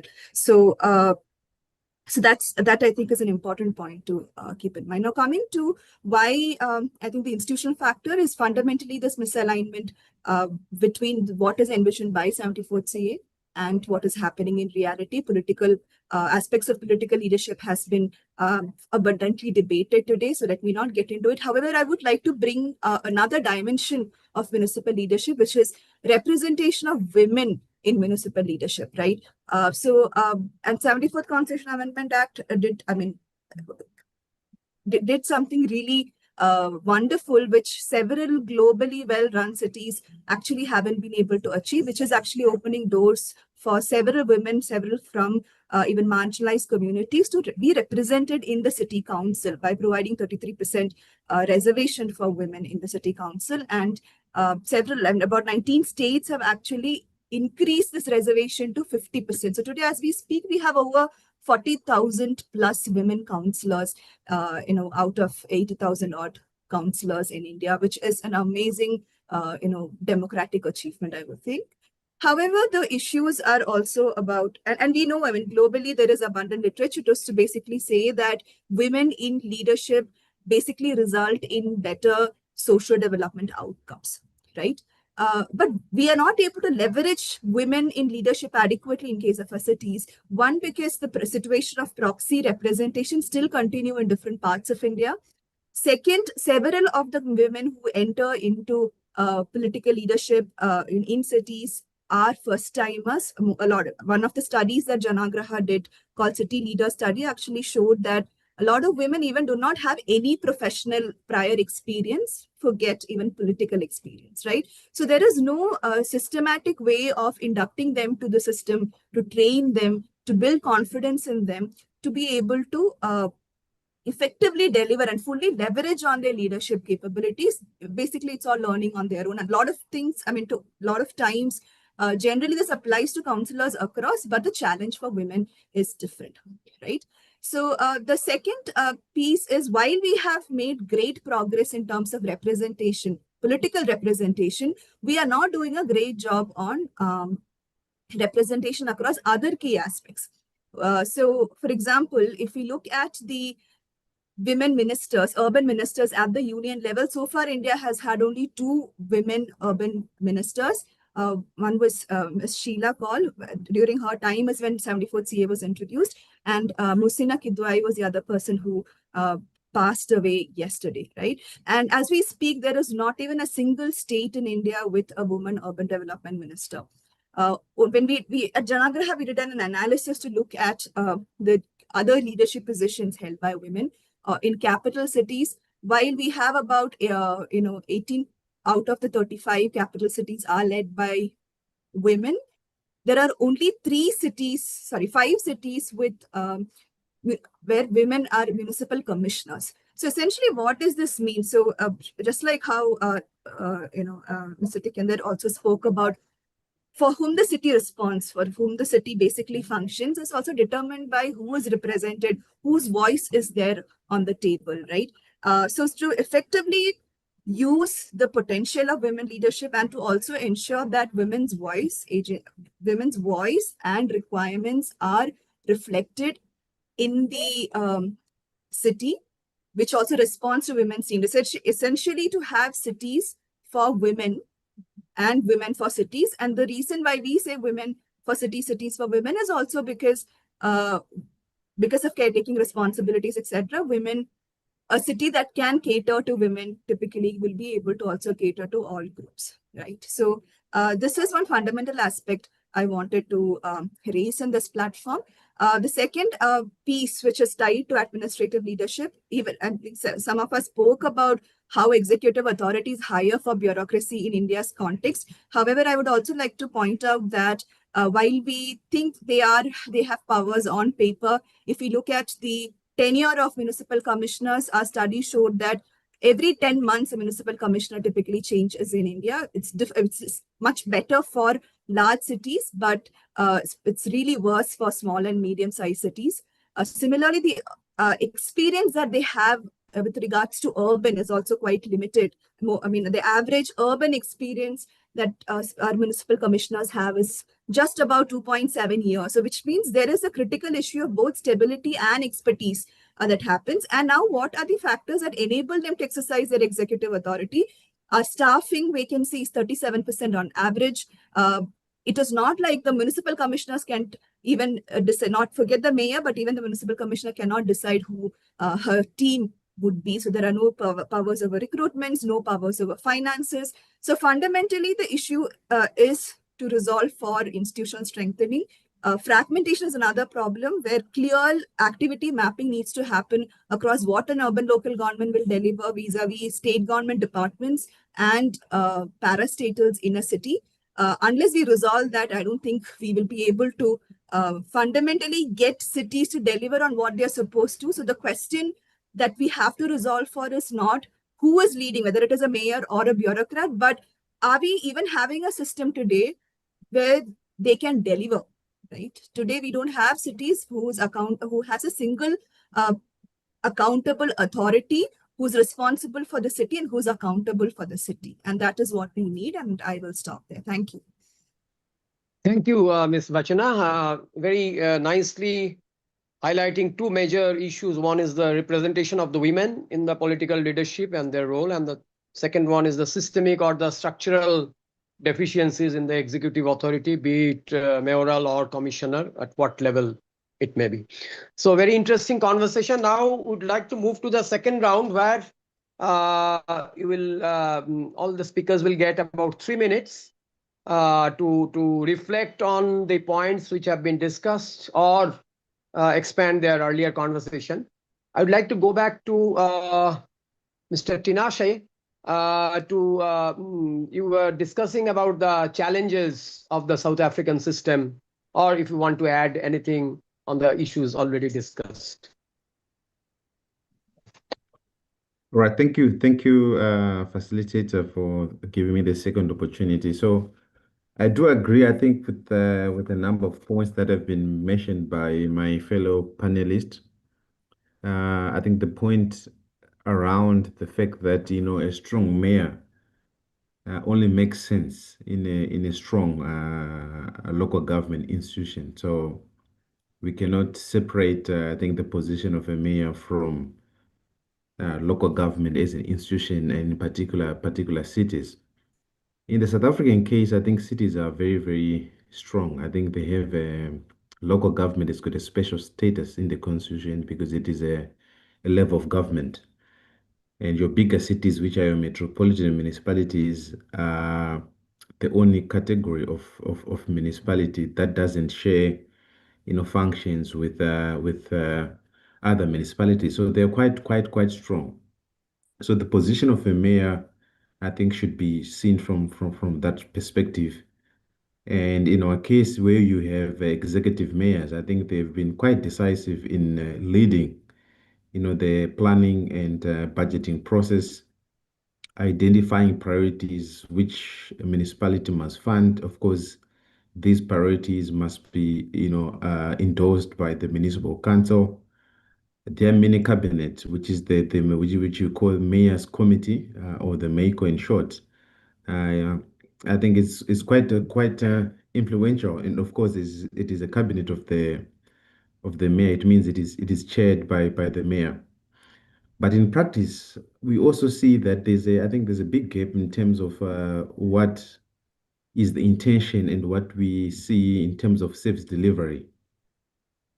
I think it is quite clear that if you look at it, only a few of the 257 municipalities are functioning well. There are big service delivery gaps that you see on the ground. And this is despite the fact that local government is quite strong, and the cities in particular metros, have got a special place in the South Africa's model of government system. The concentration of power in the executive mayor normally requires a counterbalance in the form of strong oversight from the council. We see in practice that strong oversight is not always there. And as I already mentioned, because the members of the mayor's committee are essentially accountable to the mayor, they are also not in a position to exercise oversight over what the mayor does. We have also seen despite the fact that there is this executive mayor's position, the issues of personalities and capabilities make a big difference. In some of the cities, mayors have been able to make a big mark, but in others, not so much, despite the fact that they more or less have similar powers. We've also seen the issue of high turnover of mayors, particularly now with the new era of coalition governments, which we have seen in a number of the big cities. There have been a high turnover of mayors, which often result in the loss of institutional memory. And in municipalities where there are hung councils, where there is no majority, we have seen that almost all political parties, the prime target is that position of the executive mayor, which makes stability difficult to achieve. So these are some of the challenges that we are experiencing in the South African case, where local government is quite strong, where cities have got significant powers and revenue raising powers. Some of the cities are able to raise as much as 75% from their own sources. So they're quite influential. But on the ground, we see that there are big, challenges around service delivery. The fact that integrated development planning has not resulted in effective service delivery in communities. So those are some of the, I think, challenges that we are experiencing. Thank you. Yeah, thank you, Mr. Tinashe. Dr. Wafa, I have a question regarding the US model. What we saw during Mamdani's election, specific social agenda or the democratic socialist agenda in terms of affordable housing or public transport and jobs and others. So is there what I was just wondering, that the plan he's making or the agenda he's proposing, will that have a complete tenure, like 4 years or 5 years during his tenure? And will that agenda will be having some implication for the next tenure, or this could be completely shifted or modified by the next mayor's tenure? So what is about the institutional continuity of any kind of social or developmental agenda or infrastructure development program, which has been taken by one mayor, and what happens during the tenure of the second incumbent? If you can elaborate a bit on that. Thank you for the question. It's a very critical question, and I think a very tricky question. Usually, we have competing parties in here. Each party comes with an agenda, and as you see, all the exchanges and rapid change in the U.S. politics, how it comes between the Democrats and also Republicans. So coming from a very extreme background and bringing the social kind of agenda back on the platform, so, it was really hard to compete and also to convince that the socialism background and agenda is coming back to the biggest city here in the US, which is like the iconic city here, I think, I would say global, not only in the US. The agenda was defeated too much with many Republicans, and it becomes like a very critical issues to discuss, especially with the upcoming elections that come into to the U.S. Having also the governor of the state itself in Albany, so he is running for re-election, and it's something like to reconsider whether this agenda will continue or not. It is still a question.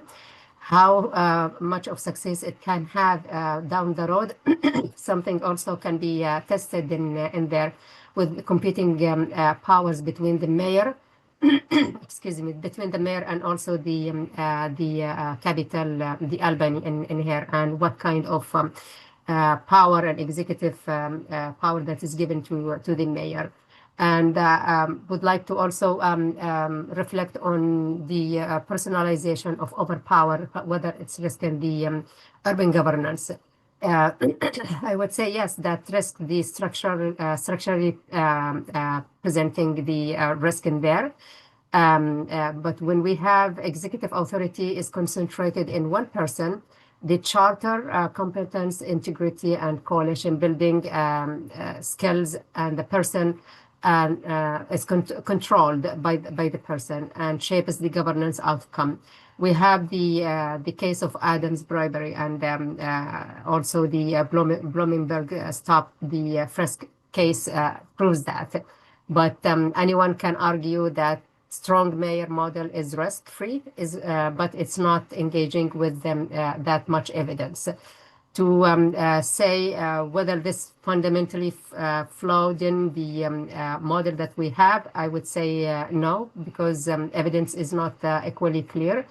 In the case of Mamdani, we have a very promising agenda, how much he can, achieve in there. We have the housing, we have the transit, we have the healthcare, we have all these social kind of very strong agenda in there. How much can be achievable? That's also a question, can be proven in the next, a few years of his mandate in the office.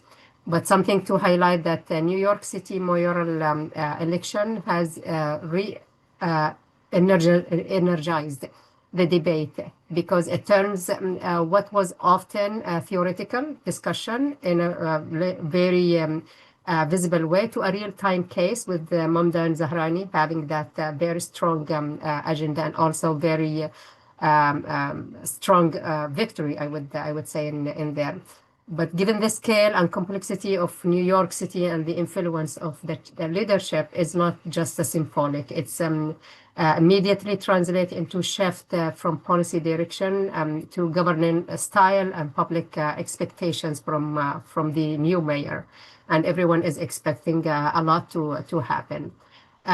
We can see like quick issues like housing, public safety, social policy, which reinforcing the argument that strong mayor system can significantly shape the urban outcome through individual leadership. But at the same time, the case of New York exposes the limits of personalization. Even strong electoral mandate, and mayor doesn't govern alone by himself. So budget decision requires negotiation with the upper states and the city council. Physical tools often also related to federal government approvals.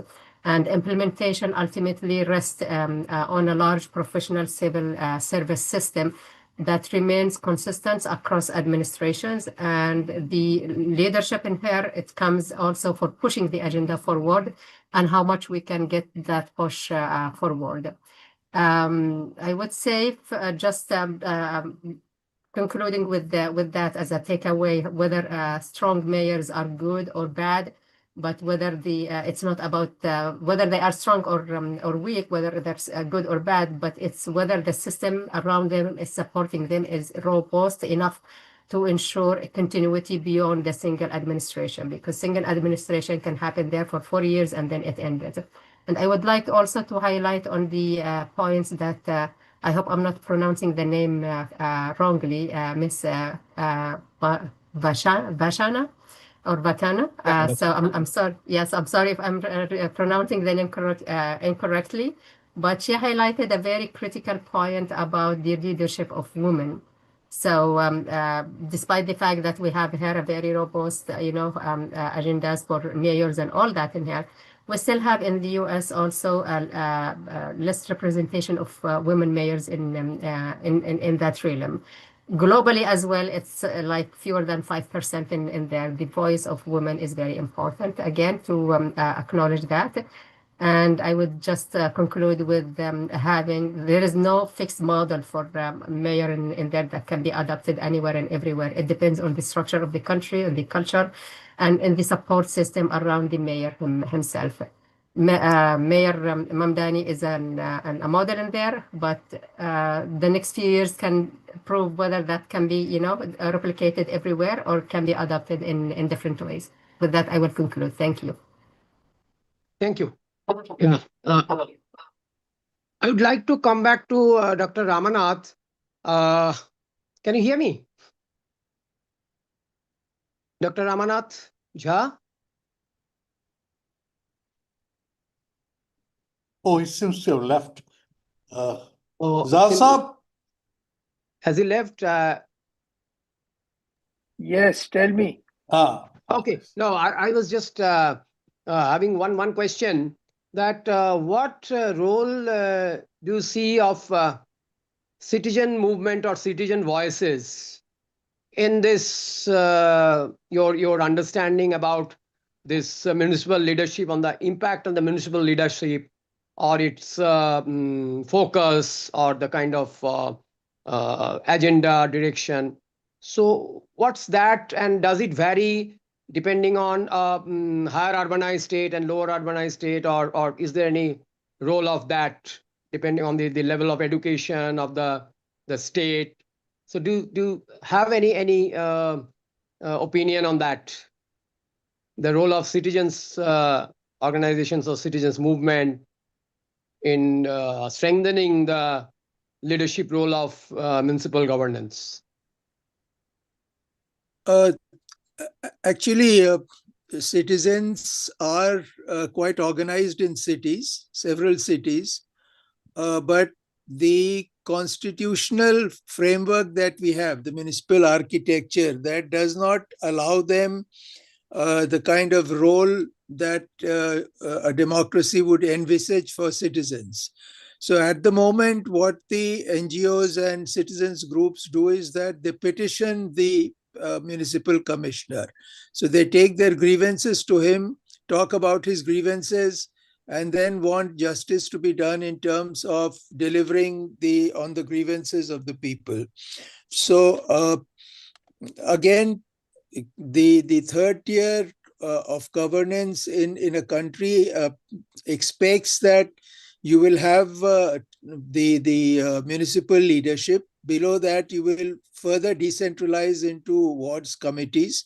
And within the wards committees, you will further decentralize at the local level, where citizens have powers and citizens have a voice in what happens in the municipal corporation. Now, this was attempted several years back through the Nagar Raj bill, if you remember. And it was part of the JNNU-RM, where it was mandated that if the municipal corporations did not adopt the bill and the state did not adopt the bill, then monies would not be passed on to the states and the cities. So what happened was that many of the states did pass the bill, but they kept it in abeyance, and finally they allowed the bills to die. So at the moment, in none of the states you have this Nagar Raj bill, which provided powers to the citizens active anywhere. They're all dormant and they have not been brought into operation. But obviously, in many European democratic countries, citizens have very powerful voices. especially in the smaller democratic countries like Switzerland, etc., where 50,000 residents, if they sign up an application, then that becomes a subject that is put to vote in the municipal corporation. We don't have that kind of a situation.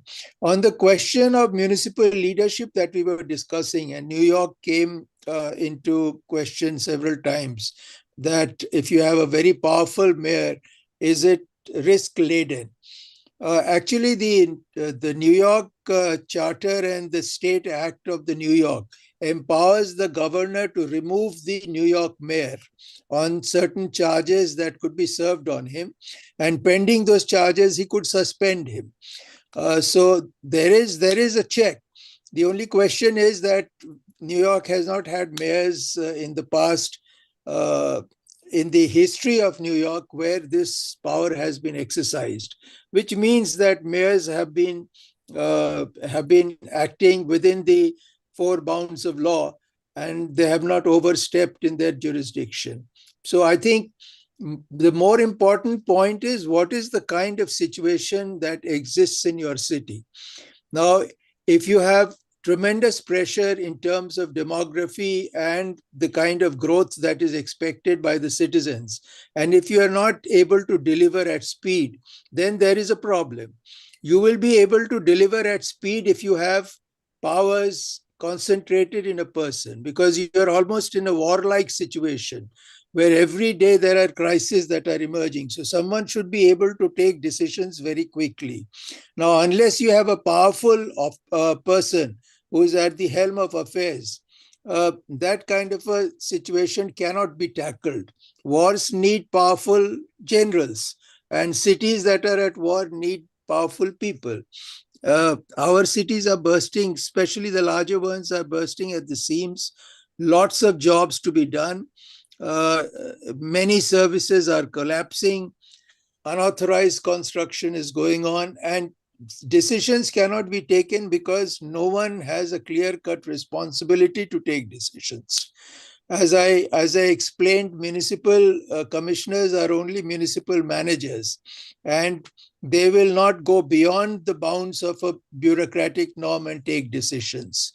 That is what calls for municipal leadership in the hands of the mayor. But I will go back again to the point that you can't have a powerful mayor when you have a powerless city. The city has to have powers first. Thank you. Thank you for flagging very, very purposefully this that term which you have used, that we replace the caged pigeon, Caged parrot with a caged lion. Caged parrot with a caged lion. Very, very interesting comparison. So I'd like to move to Ms. Vachana. If you want to reflect on the points which have already been highlighted, or we even to add some more, any point to that we discussed. So, yeah, I mean, it's first of all, thanks so much, Dr. Wafa. So, happy to hear that the thought of having women in leadership really resonated with you.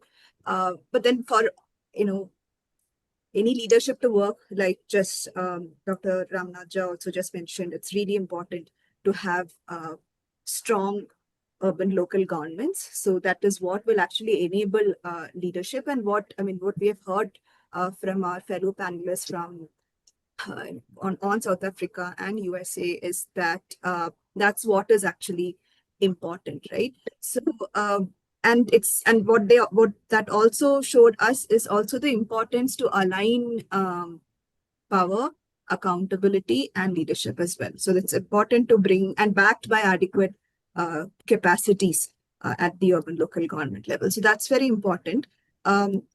Another aspect which I would like to close with is that 74th Constitution Amendment Act, when it gave a framework, which was about 30 years back, more than 30 years back, in fact, it basically adopted a one-size-fits-all approach. So basically, it is not differentiating the model that is suited for a metropolitan city versus a small city with just 25,000 population, right? So it's important. I think we're at a critical juncture. We need to revisit some of these things, which obviously a constitutional amendment is not required in India's case. Even state governments can take such leadership. But it is really important that we actually ask whether we are willing to take fundamental institutional reforms that will help our cities deliver, right? Because globally, if we look at, if strong cities are built on strong urban local governments, and that's where the reforms must begin. So on that note, I would like to end. Yeah, thank you so much. Thank you. So we are now almost more than 2 hours. So we would conclude in 5 minutes. So I now request Dr. Balveer Arora ji. Dr. Souvanic, can I just make one quick comment? Yes, please. Okay, so I think I just want to highlight one major issue.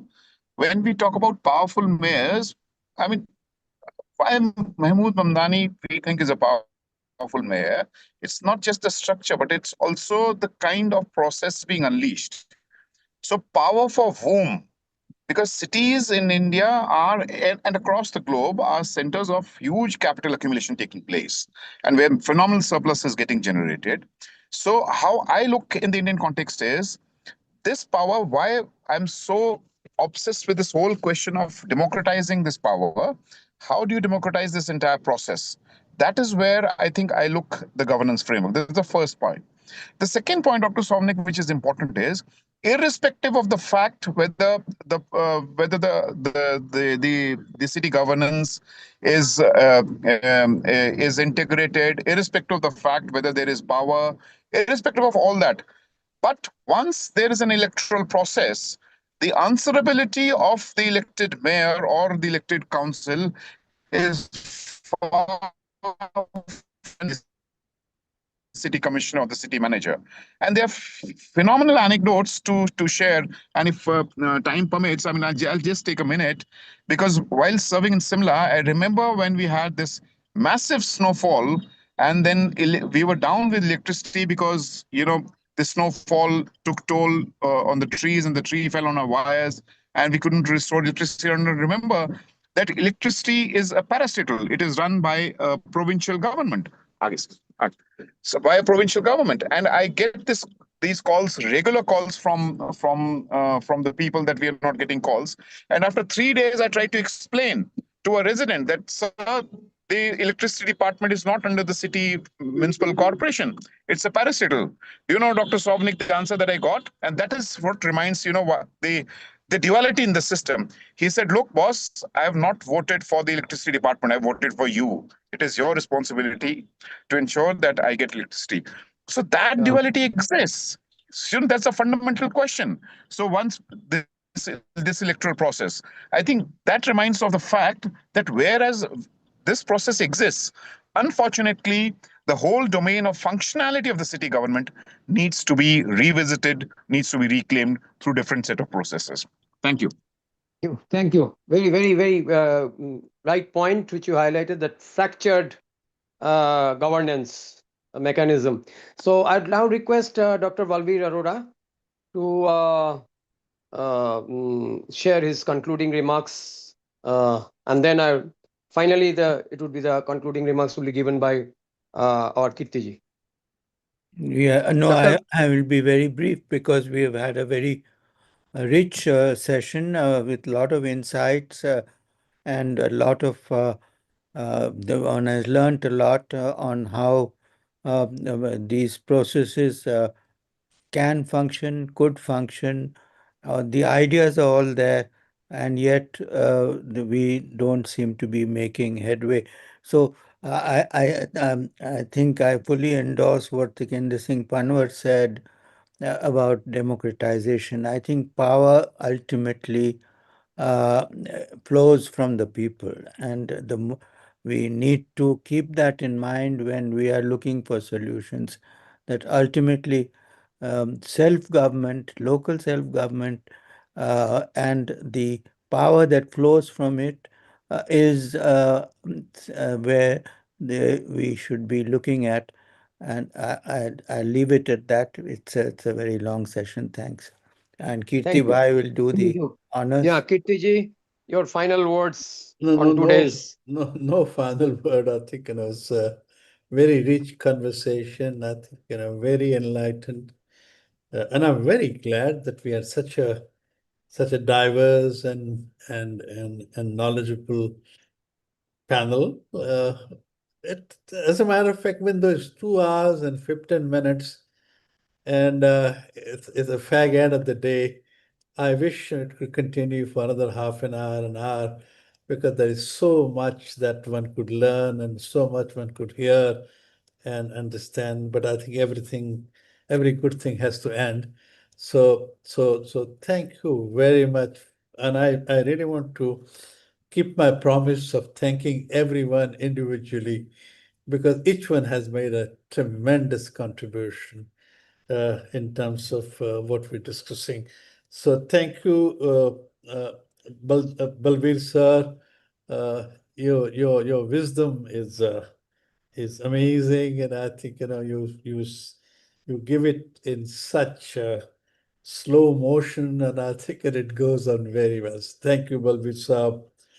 Tathagat is not here, and I say this from the very beginning.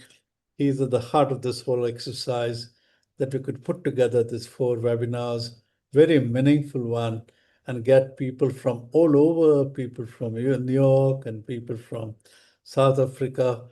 And thank you, Tathagat. Souvanic, you're part of the family, and I think you're brilliant in terms of how you managed the event today. I think, as a matter of fact, I was thinking that, this is not going to kind of go finish, in time, because you never stopped anyone except for 1 or 2 people. And I thought we'll go on till 10 o'clock, but I think we managed finally very well. So thank you very much.